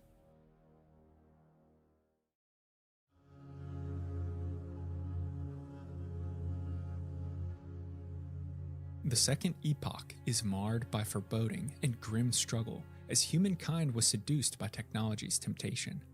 It begins on the eve of war. Omnius, now in control of great resources and machine power, reduces the old civilizations to ash. I was gonna An say, empire yeah, of steel world. this is AI. One, also you can tell by, like, I'm pretty sure these are supposed to be, like, Dune ships or, spice, or whatever, and they look real wrong, you know, they don't look right. Reigns across space. The Evermind now seeks to dominate the Hrethgear that remain free beyond his synchronized empire. An interminable, brutal war of attrition against the League of Nobles is launched, which lasts a millennium, at times burning white hot, at times cooling to a simmer, but always present and always stoking human fears of extinction. These centuries witness increased divisiveness between flesh and metal. What had once been a symbiosis is now starkly partisan. The machine worlds within the synchronized empire brutalize humans, reduce most to These damn nerds with their long words. slavery, while indoctrinating the rest to complete acquiescence as machine-worshipping trustees. The ranks of trustees are loyal extensions of Omnius's will, the greatest heretics to the human race in League eyes. The free worlds of the League, in contrast, deprogram AI. So pretty much, filthy clanker worshippers. Melt Disgusting. thinking machines down into weapons of war, and so takes root a deep mistrust of technology that borders on fanatical. Conditions between conflicting parties achieve a dynamic parity as Omnius's attacks are equaled by League counterstrikes. But it's apparent that war between men and machines can end only with the complete eradication of one. As sentiment for Hrethgear reaches untenable levels of animosity within the synchronized empire, a human voice booms above the noise. A priest and preacher on the machine-dominated world of Earth named Iblis Ginjo rouses the slave population with impassioned rails against Omnius. Iblis looking a little sus, honestly. Originally a trustee of machines, Ginjo is disillusioned by the plight of fellow humans and breaks from his old ways to preach action. Anti-machine fervor roils through Earth's Hrethgear, which is exacerbated in 201 BG. Serena Butler, an emphatic member of the League of Nobles whose legacy will echo for thousands of years, was captured in a machine assault and brought as Yeah, that name even sounds familiar to me. I don't know why. a slave to Earth, where she serves in the household of the thinking machine Erasmus, Omnius's right hand. Butler, who had been pregnant at the time of her capture, delivers a son whom she names Mannion. She acts as a source of discourse and enlightenment into the minds of humans for Erasmus, who is greatly interested in such topics, believing that all humans, regardless of sworn allegiance or indoctrination, could be turned against their thinking machine masters, given the proper circumstances. To prove his theory, and spurred by perhaps his own unease and jealousy of her affection towards her child, Erasmus kills cruelly the infant Mannion and sterilizes Serena. What a bitch! What an asshole for no reason! What the fuck? Broken in spirit and enraged, Butler lashes out and destroys an attending robot. This act of resistance inspires many Hrethgear slaves. The innocent Mannion Butler becomes a martyr and rallying cry, and Serena's violence spurs open revolt. Aggression is harnessed and channeled by Ginjo, who calls on all Hrethgear to rise up in Mannion's name. Rebellion consumes the planet, but is ultimately suppressed with the slaughter of every last human, but not before Serena, Ginjo, and others escape to League space. This is an atrocity the level of which cannot be countenanced nor go unpunished. The news stokes a surge of anti-machine sentiment within the League of Nobles as has never been seen. A fanatical movement spreads that sees AI as anathema to human existence and believes its complete eradication to be work of the devout and holy. This Death to AI. Oh, you got a storm coming in now, Kaz? crusade, using Serena Butler as their figurehead and her child Mannion as the first divine martyr, adopts the name Butlerian Jihad and launches the League into frenzied attacks against Omnius in 200 BG. The Jihad is an inflection point in human history which leaves an indelible mark on the psyche of the species as deep religion and profound dread of thinking machines are married, birthing a movement not easily forgotten. No. Dios míos. Dios míos. Nah, the writers just stole a lot of Muslim words. It's not the same. They were just like, this is now mine. Butlerian Jihad signifies the beginning of the end in the war with thinking machines. As conflict reaches a fever pitch, technological breakthroughs escalate its destructive potential. Brilliant minds unlock for the League devastating atomics, weapons capable of vaporizing entire planets, as well as shielding devices to protect starships in battle, and the first primitive space-folding engines that open instantaneous travel across charted space. All of these technologies will continue to shape human conduct for thousands of years. With such destruction, the League and jihadists retaliate in the Battle of Earth. Atomics render the surface to slag, destroy all machines present, and obliterate the ancient home of humanity. Grave is the symbolism that's implied, the loss of cultural identity, the severed ties to the old ways. This is a very common, like almost, I'd say, close to a trope nowadays, that the death of Earth, like in a lot of sci-fi, and especially to show how ancient and how much time has passed, Earth is either destroyed or completely forgotten or disconnected from the current timeline, because it just shows like how much humans have like disconnected from their origin. But I don't know if it just like comes from the scene. Dune is seen as like the grandpapa of most sci-fi, but it does do a good job to show that. But it just an interesting little tidbit there. Sci-fi. A freedom to reforge what it means to be human. Following the conflict of Earth, battles for star systems grow more frequent. Omnius secures a world only to have the League destroy another. Thinking machines unleash deadly viruses and contagions to wither human flesh. But after a coordinated atomic strike against many synchronized worlds, the army of the Jihad, as it is now called, isolates and traps Omnius Prime on the planet Corin. They stole a Prime? Is this when we find out that like fucking Transformers were inspired by Dune? Conclusive battle in the war erupts in the space surrounding the planet in 88 BG as all forces consolidate in the Battle of Corin. Empowered by their advancements, the League of Nobles pierces machine defenses and lands a killing blow on the Omnius mainframe, eradicating the Evermind from machine networks and rendering all thinking machines inert. After 1,000 years of AI tyranny, what Japanese stuff inspired it? And God? How does God relate to Transformers? humanity liberates itself from technology. The League declares victory and incorporates the synchronized worlds once more into a single, unified empire. The House of Butler, crucial in the war effort and famous for its martyrs, adopts the name Carino to commemorate victory and in the aftermath ascends to the newly established imperial seat. This marks the... Okay. Wait, so the writer came out and said Optimus Prime is inspired by, like, Christianity and Jesus Christ? Or is that like just an assumption people make based on his storyline or something? Founding of a dynasty that will go on to rule for 10,000 years. Though humanity triumphs over Omnius, the Battle of Carino and the war's fallout ripple throughout time and cascade with significance. Anti-machine resentment lingers as remnants of the Butlerian Jihad and zealous cultists, fearful of AI's return, scour from humankind all artifice stained by thinking machines.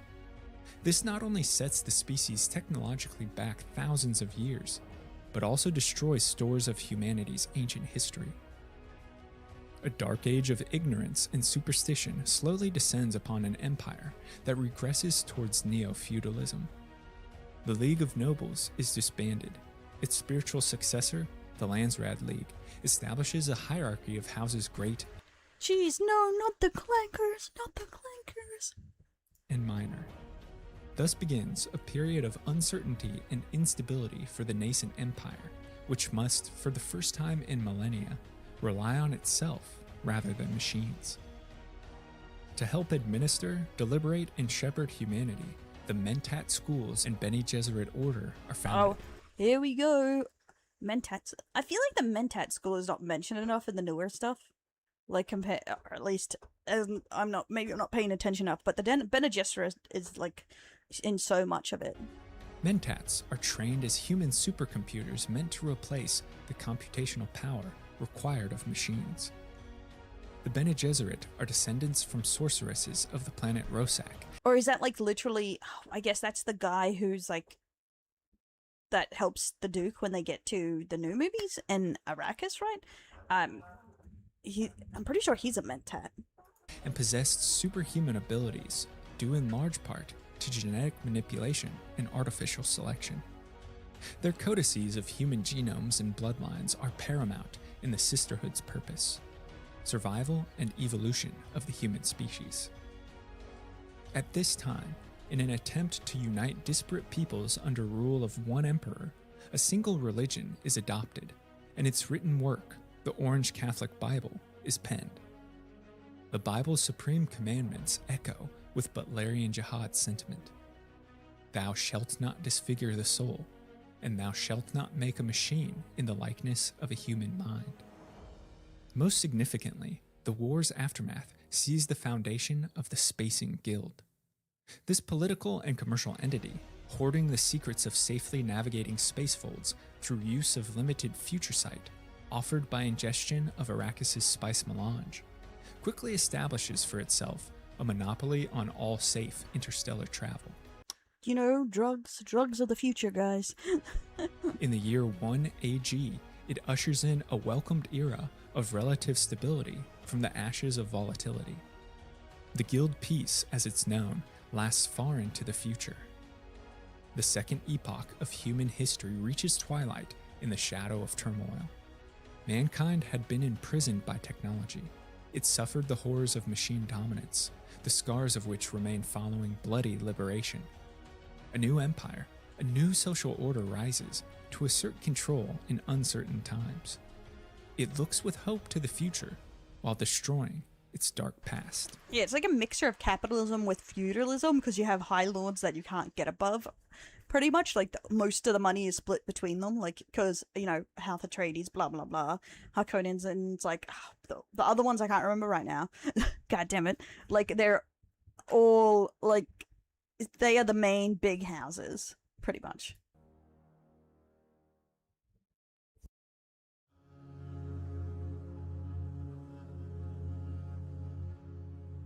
The third epoch of human events is colored by fearful reprehension of past ways, by aversion of technology due to scars suffered, and by an establishment of a new humanity.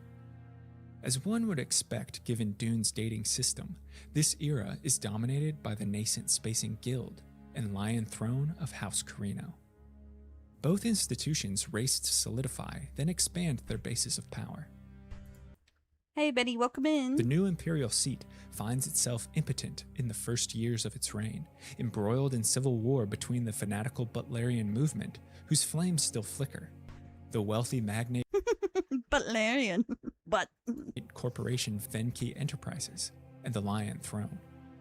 A civil war breaks that lasts several years, but comes to a decisive end after the Battle of Lampadas, the consequences of which see the Butlerian leadership weakened, Venki dissolved, and the Lion Throne strengthened. Subsidiaries of the megacorporation evolve into the commercial titan CHOAM and the Spacing Guild of Navigators. The guild's monopolization of spacefaring and commerce prevents all happenings throughout the Empire without their approval. Any faction or territory that goes against them would be severed from the rest of the Empire and crumble in isolation. The enforced stability of the guild peace is strengthened in the 1st century AG by the Charter of the Landsraad Great Convention. This document banishes use of atomics against other humans. And again, 2 centuries later, the Assassin's Handbook sets foundational rules for acceptable modes of warfare to minimize collateral damage. These 3 prohibitions on violent destruction allow humanity to recover from war's horror and build a resolute empire. Its structure largely mimics that. Oh my god. Wait, there's a band called Dune? Some of us Hakonnen players in Dune Awakening refer to Atreides as Afraides, of Afraid and Atreides. What the fuck? Out of humankind's ancient Middle Ages, where counts and dukes pay homage to their emperor in exchange for administration of vast swaths of space. Soldiers are armed with blades once more, as shielding technology. I think it goes to the ones. I'm not sure if this goes into the one published by his sons, but it's supposed to be the entire timeline explained. So Technology renders laser guns perilously destructive, and the prohibition of atomic weapons directs conflict once more to pitched battles of mustered legions. During this period, the Bene Gesserit work in secret through dubious breeding programs intent on elevating the human race and birthing their chosen one, the Kwisatz Haderach, the one who can be many places at once. The Kwisatz Project consumes sisterhood focus for thousands of years, and the Order slowly works to gather notoriety, influence, and power by infiltrating all levels of imperial politics and manipulating from the shadows. A socio-political tripod emerges that balances the. I think that's the part, like the show takes part in, like the HBO show is around this part where they're starting to really pick up the behind-the-scenes force genetics of the Bene Gesserit. Empire for thousands of years between the forces of House Carino and their legions of deadly Imperial Sardaukar warriors, the great houses of the Landsraad, and the navigators of the Spacing Guild. The spice on planet Arrakis, crucial to navigation and therefore all else, transforms this backwater world into the Empire's most valued fief. Houses great and minor engage in assassination and intrigue to seize greater holdings within CHOAM and to secure imperial lands from the Lion Throne. It becomes a time of posturing, of covert strikes against rivals, and ingratiation for imperial largesse. The Empire's cultural and societal workings now become firmly established. It's an empire of corruption and dark ambition. Oh my god, jeez. An empire of technological and governmental stagnation. An empire of stable predictability. This all is threatened, however, around 10,000 AG, after countless centuries of House Carino rule. Several worlds balk at the actions of their emperors, and revolts arise across the galaxies. The venerable House Atreides, an old family whose legacy goes back to the legendary days of war with thinking machines, dispatches its armies as a show of loyalty to assist Imperial Sardaukar in crushing rebellions. The Emperor Elrud IX, emboldened by his victory, seeks out another enemy of House Carino, the Spacing Guild, and their damn spacious. Okay, boss. I'll let you know. Damnable monopoly on travel. In 10,154 AG, Elrud coordinates with the bioengineers on planet Tleilax, the Project Amal, a secret attempt to artificially synthesize spice. Hey. Game of Thrones ain't half bad, okay? Ending sucked of original, but which prequel to Game of Thrones? House of the Dragon or a Knight of the Seven Kingdoms, huh? That, if successful, would free the Empire from its dependence on Arrakis and the suffocating Guild. though Elrud is poisoned by his ambitious, pragmatic son Shaddam IV. The new emperor continues his father's vision and instigates the Great Spice War in 10175 AG. In tandem with Project Amal, the war is a ploy meant to destroy or capture all major spice stores in the Empire, a masterful maneuver to increase demand for Amal's synthetic spice and eliminate houses that threaten Shaddam. Oh, synthetic spice, nice. I swear to God, Roxas, if it's about how it's woke or anti-woke, I'm gonna lose it. If it's about the Knights of the Seven Kingdoms being woke or anti-woke. The war ends disastrously for House Carino, though, as Project Amal fails to produce spice alternatives, and many House Spice stores go undiminished. The Emperor retreats in disgrace as the guild monopoly continues. I'm gonna be honest. I don't care if House of the Dragon is not the House of the Dragon. Knights of the Seven Kingdom is woke or anti-woke. So I'm gonna have to pass on that one. If it's just about how it's not progressive or whatever the hell, because most of the opinions don't matter. It's like, it's a good show, but it doesn't matter if it's woke or anti-woke. That's the thing. People, if it's saying it's good because it's anti-woke too, that's just incorrect too. It's like, that's what I don't like about it. A lot of people trying to say it's like a perfect example of why you don't put woke in games, but there's plenty of woke things in the game, in the woke in the show, when there are air quotes woke things in it. You know what I mean? Set the backdrop of the original Dune storyline. House Harkonnen and House Atreides rival. He better be, because I just don't want it to be a discourse of, like, I've seen posts on Twitter of people going, oh my god, it's like the reason why you shouldn't have woke and stuff because it's so good. It's like, it's literally about a fucking peasant boy trying to save his beautiful tanned woman from a crazed white boy madman. Those for millennia are constantly at each other's throats. Shaddam, fearful of Duke Leto's influence within Atreides. the Landsrat, plots with Baron Vladimir Harkonnen to destroy the line of Atreides. Meanwhile, the Bene Gesserit breeding program. But send it to me and I'm gonna smack your ass, I swear to God. if he goes on that too much woke stuff. Produces smack. in the Duke's young son Paul Atreides the promise of the Kwisatz Haderach. Great forces stir within the Empire, a powder keg of violent potential that explodes in 10191 AG. Oh, we're in the main timeline now. Look at us go. War of Arrakis, the events of which are expounded in depth in Dune.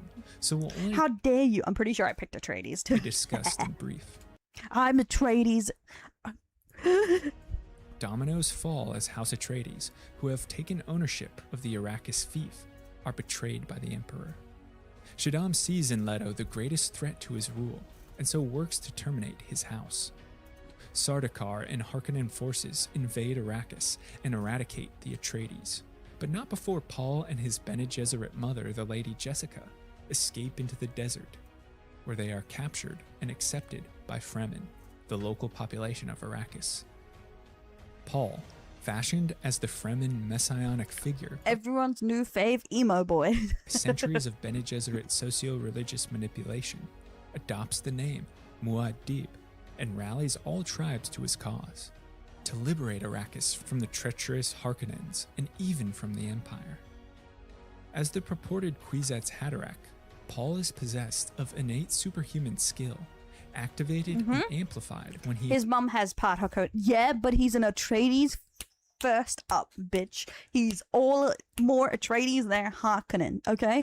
Or Harkonnen, whatever, how you like to say it. Yeah, that's the thing. I think it depends how you describe the word woke with the Dragon Age and Mass Effect. Because if you go by, like, gay stuff or, like, options and pronouns or whatever, I would say Mass Effect was, in the scheme, always woke, air quotes, because you can be a lesbian.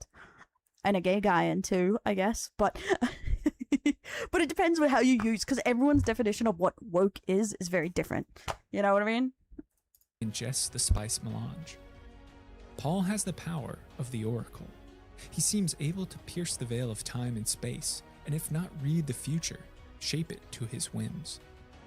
The superior fighting skill of the desert folk combined with Paul's supernatural abilities, secure Atreides' victory on Arrakis. The Desert War ends, as does the rule of House Carino and our third epoch. In the I don't want to talk too much about the woke because I'll have to cut this the fuck out. His ass. No, hey Scotchy. But my thing is, a lot of people would count anything that has gay in it as woke. Like, a lot of people say Baldur's Gate is woke, etc. Like, that's the thing. Everyone has a different definition of when does it hit woke status. You know? Yeah, when something is preachy, that's why I don't like anti-woke work shows. Talk about what you shut up, Loon. You shut your whore mouth. Only recent learned House Ordos is Nata's Dune is made up funny considering books are supposedly so hard to adapt because of how dense the lore is. Damn. Year 10193 HE. Paul exiles Shaddam and accedes to the throne. His control of Arrakis' spice cows the Spacing Guild into acquiescence, and Paul stands at the summit of glory in command of the great. That's the thing. I would say he's part Harkonnen, but he's House Atreides, baby. You can't wash away his Atreides. Everyone, it gave us options. Exactly. But some people's like, oh, if you have options, it's good. You know, it's woke, whatever. You know what I mean? Did I ever tell you the definition of woke? I've looked up the definition of woke, and the definition of woke is progressive. Greatest military force the Empire has known in eons. This era closes with one great house fallen and another arisen. Gone are the days of the Carino Empire. Long will be the days of the Atreides Empire.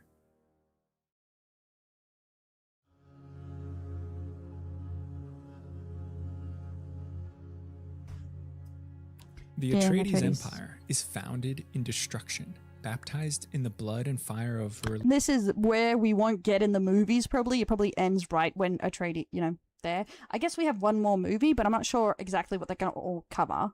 Religious jihad. Paul, unable to control the ardent zeal stoked within every Fremen heart by his messianic actions, is brandished savior of the desert and lauded as the chosen one.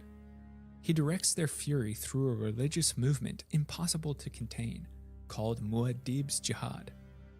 From 10194 AG to 10205 AG, conflict consumes the Empire as fanatical legions of Fremen warriors slaughter billions and crush resistance to Paul on several planets.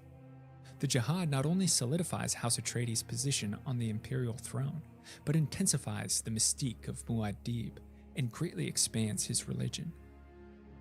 Proselytizing Fremen convert worlds by the sword as subjects are made to see in their ruler signs of the divine.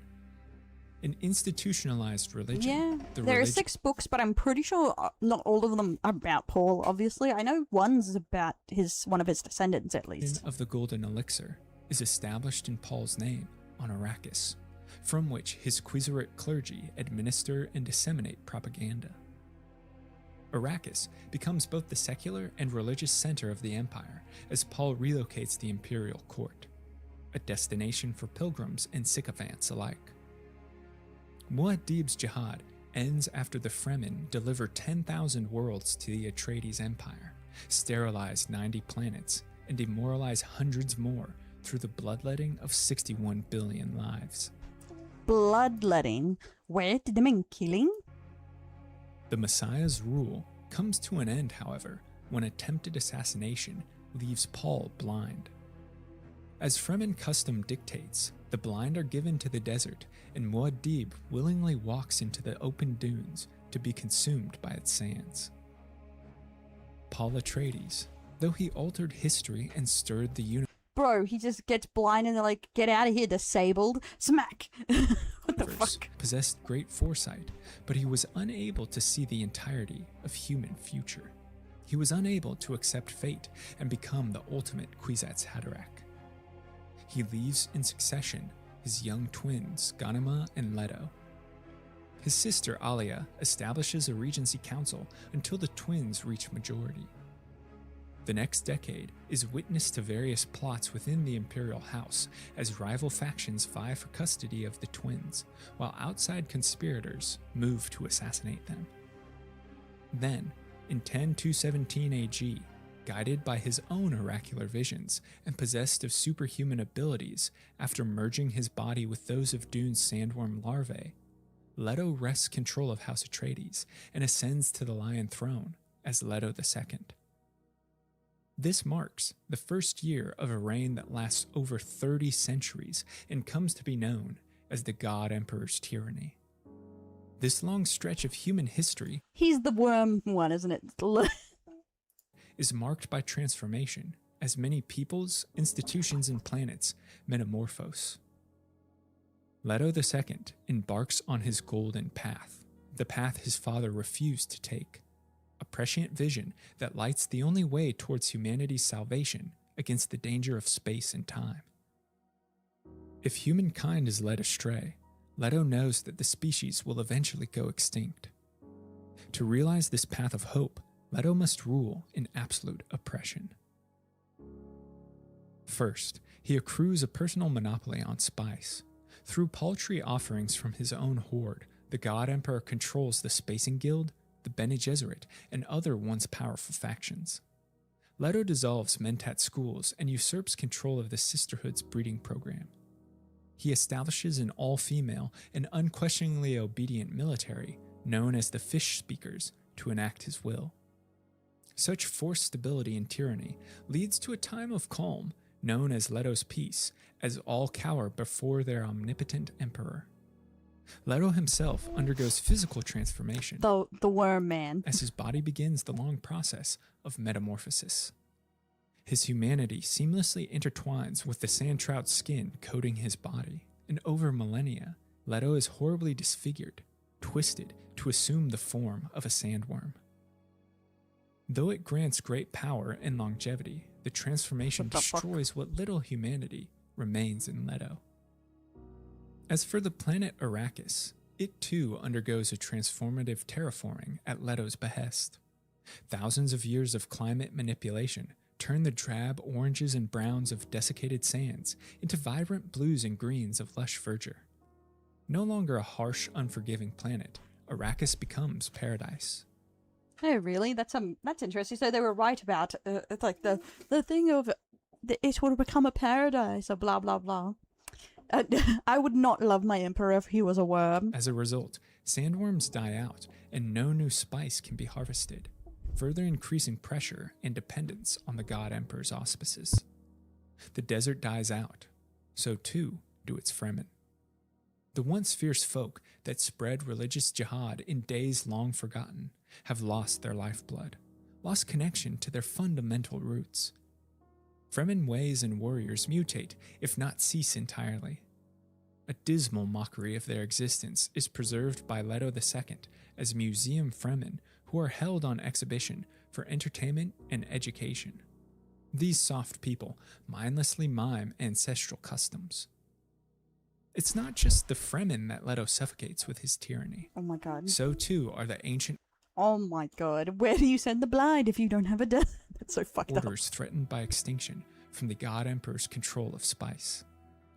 The Spacing Guild is in constant fear of losing their trickle of necessary melange to maintain space lanes.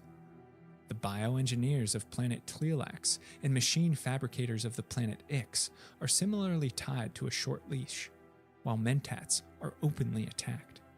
The human supercomputers banned by imperial decree to limit the possibilities of falling from the Golden Path. Even the formidable Bene Gesserit Sisterhood must use all of its wiles for self-preservation. They continue greatly enfeebled. Limits on spice I bet they didn't see that coming when they were trying to get this kid born. allocation curbs sisterhood action as fewer reverend mothers are able to go through their baptism in spice agony. Such harsh oppression leads to stability, yes, but it also leads to dangerous stagnation. Enlightenment gives way to ignorance, and knowledge is hoarded by few, forgotten by most. Sociocultural mingling is severed by travel bans. History is greatly altered as the God Emperor imposes his presence on all hearts and minds. All I'm thinking is imagine poor Paul just looking down at his newborn son. Ah, Leto, you'll make a fine worm man one day. Just, can you imagine having a son, baby boy, and he just becomes worm man one day? Not all is regression. Paul's just like, man, I'm really glad I'm fucking blind. I can't, does not see this. Nearly Or 3,000 dead. years into his reign, and under Leto's silent approval, Ix begins manufacture of machines and technology against ancient Butlerian proscriptions. In 13,000 AG, Ixians invent a device invisible to prescient vision or future sight called a no chamber. They also design hoverlifts, recording devices, and other technologies under Leto's beneficence. For 3,500 years, the God Emperor guides humanity along his golden path, taking cruel and misunderstood action, always with the intent of preserving the species. Leto knows, however, that his own time must come to an end, and in 13725 AG, his intricate web of designs all fall into alignment.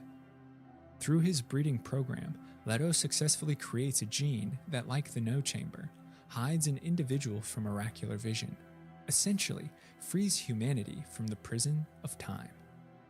A descendant of Paul and the God Emperor himself is born as Siona Atreides, and with assistance from an artificially created Gola of renowned swordsmaster Duncan Idaho, assassinates the God Emperor. As Leto's body withers, the sand trout living as symbiotes on his skin swarm free and spread across Arrakis.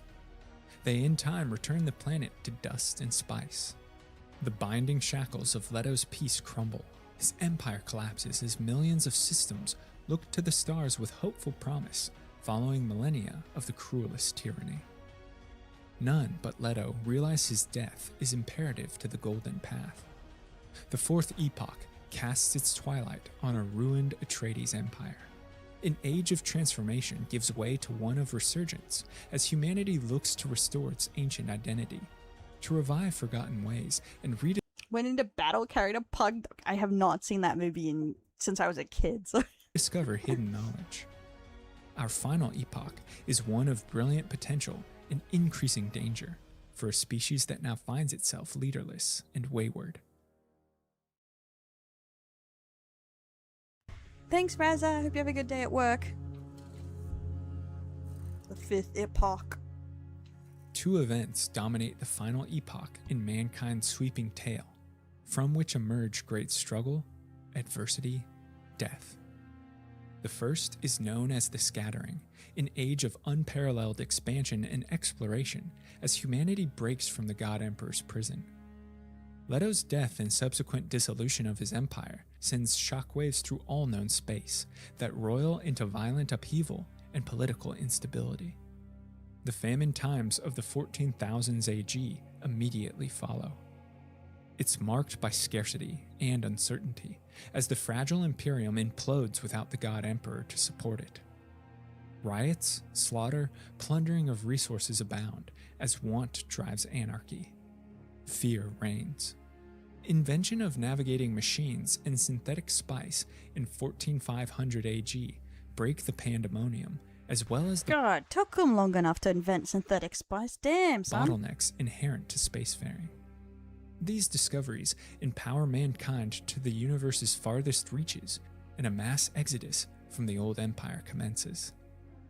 For centuries, optimistic colonizers dive into the unknown in pursuit of opportunity and lose entirely contact with the old empire. A great silence permeates the void as a largely depopulated Imperium licks its wounds. Finally, after nearly 7 centuries, descendants from the Scattering return and re-establish contact in 15200 AG. These lost ones flee a dangerous foe known only as the outside enemy. Generations of isolation yield divergent evolution, and the lost ones represent This is the damn clankers again. culture, society distinct from their ancestors. Their arrival leads to massive tumult as lost ones clash violently with the forces of the old empire. Sisters of the Bene Gesserit that were part of the Scattering return as honored matres, a fanatical sect that use sexual manipulation to infiltrate and dominate others. A decade-long conflict consumes humanity as lost ones, led by the honored matres, attempt to eradicate the forces of the old empire, led by the Bene Gesserit, in the War of the Sisterhoods. Thousands of planets are obliterated, including the spice world of Arrakis, now known simply as Arrakis. Billions perish. The Matres are Bro, they destroy Arrakis, dumbasses. unstoppable, even to the great Bene Gesserit. The war ultimately concludes when the position of leadership in both orders is united in one individual. As consequence, a new sisterhood is founded in 15240 AG to redress differences and restitute war's destruction. But just as the Empire stabilizes from the scattering, humanity faces utter extinction in this epoch's ultimate event, Krasilek, the Typhoon Struggle, the battle at the end of the universe.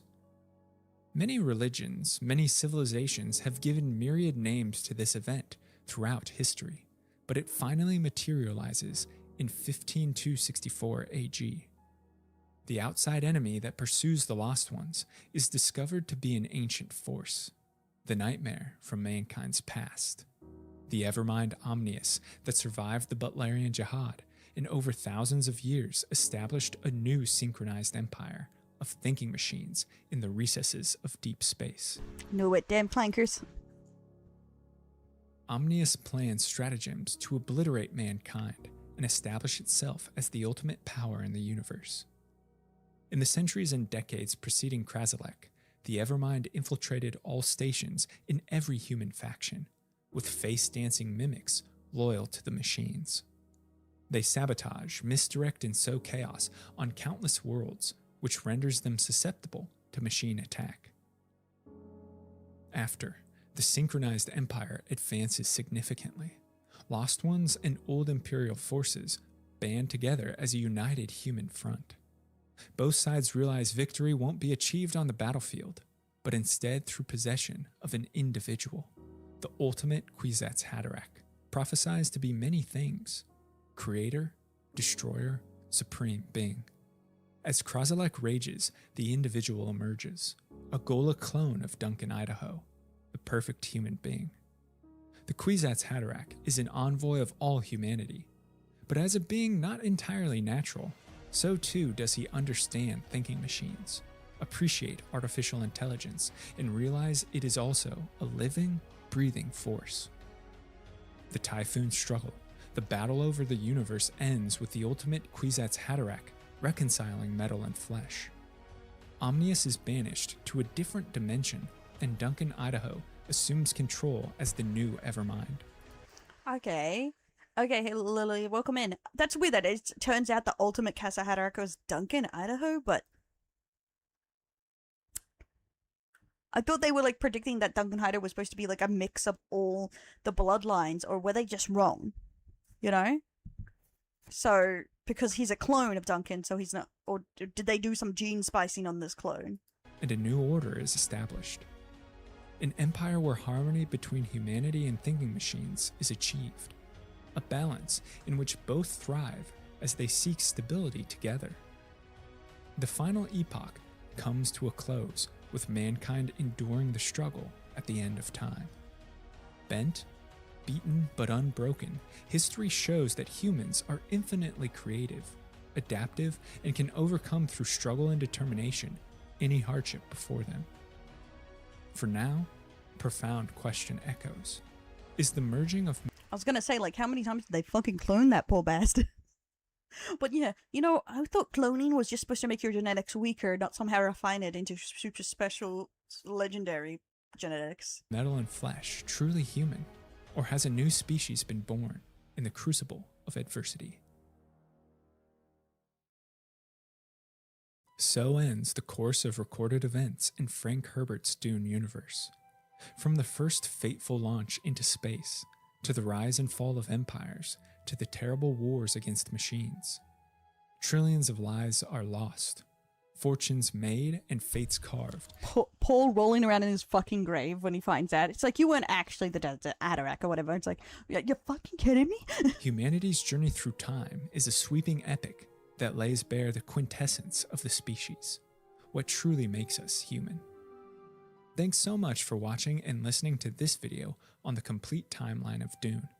Let me know your thoughts on the thinking machines the golden path, and the fate of humanity, as well as your own insights and suggestions for future videos in the comments below. And if you're a fan of lore and storytelling, be sure to subscribe to the channel. Check out the podcast where content is uploaded frequently. Interesting. I want to thank my amazing supporters on Patreon who make all of this. I would have been pissed as an Atreides. I gave everything for this. I gave everything.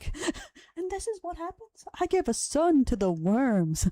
It's possible, and I couldn't do it without their fantastic support.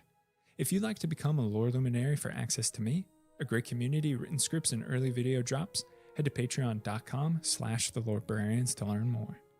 Until next time, go forth and explore the lore.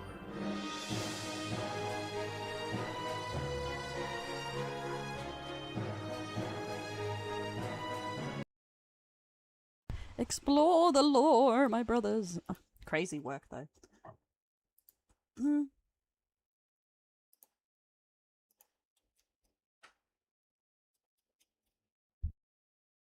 But you can send me a link to that Knights of the Seven Kingdom thing. I think I'll have a look later. But it's getting late, so I'm going to make sure we go to Dune Awakening. I'll message Bush. Dune Awakening. Ow. I'll give it a check later. Okay. Free now. Just peeing. Because that's pretty much what happened with peeing.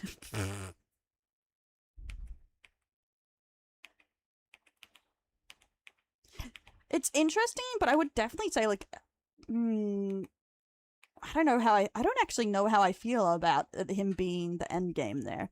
I'm not, like, disappointed. Like, it's interesting that it's someone who's not, like, just, oh, I'm an Atreides, or whatever, you know what I mean?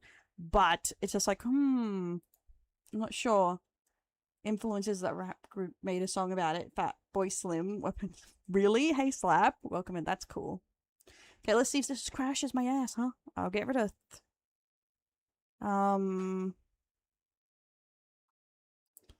Dune is heavy, so I'll get rid of the throwing, just because Dune is a fat boy, okay? Dune Awakening is fat. The same feeling you would do the same with the BMMO video. Not like it. Well, I disagree with him. But it really depends if the whole point is about it. But I feel like I'll know from the title. Straight away. Because most of the stuff I watched in the 97 is just about the show, the lore, and all the fun stuff about it. Not really anything dissecting it.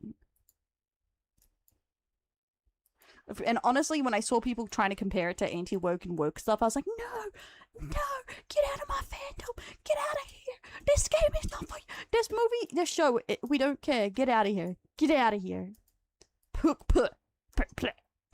That's what I was saying yesterday. I'm just more like, get out of this show. No one cares. It's like people trying to say, oh, this is the perfect anti-woke show. Get out of here, you dumb bitch. Get out of here. No one cares. I will I'm gatekeeping. That I think calling someone stupid isn't gatekeeping.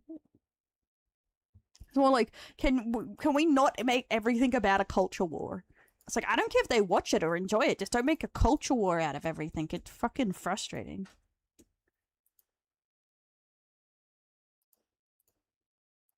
No, I was gonna make a joke, but I knew you would take it seriously. Damn, gooners are everywhere. Let me find the game capture. But my works. Is it loading? Launch. Damn oxygen-based life forms at it again. Yeah, we need more goon. Goon, my brothers.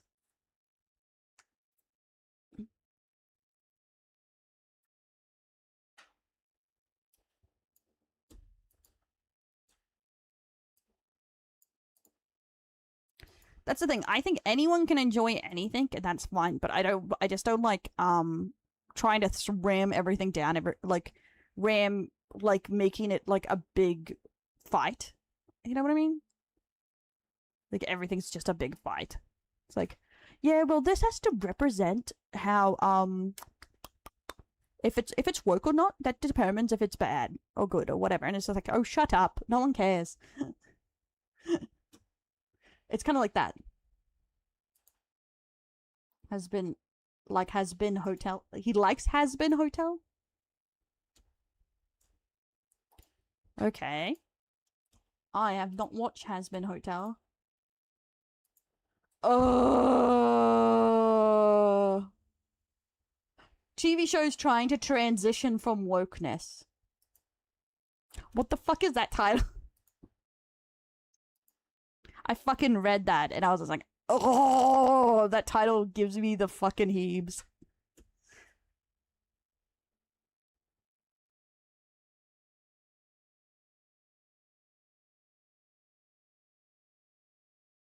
And there's people in the comments trying to say the show's woke.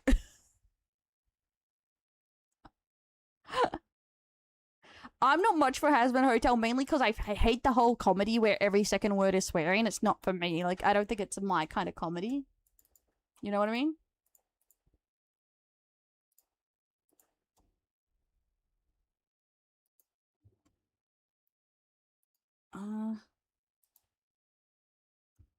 But I put that down to I'm old as fucking bull. It's like, maybe I'm just fucking old. So why didn't that work, Dune? Okay, there we go. It's like, how old are you? Hagged up, bro. I'm hagged up.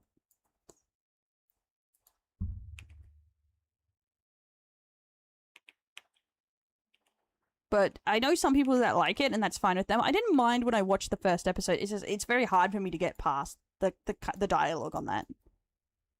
Because I'm old.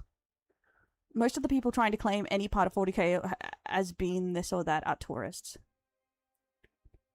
I told you your definition of hag, just someone over 25. Well, I say over 25, you can hang out with hags.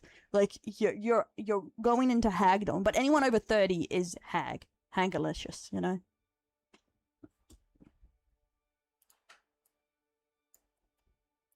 I just let anyone over 25 join the hag group because I didn't think that was fair. Like, I feel like you have like a lot of similar hobbies. You know what I mean? To me, a spring chicken. Bummed about being left out of Black VTuber. No. Black VTuber, not even a little bit. Black VTuber of the Year is like a show that's like 4 years, has been happening for 4 years. I just wish people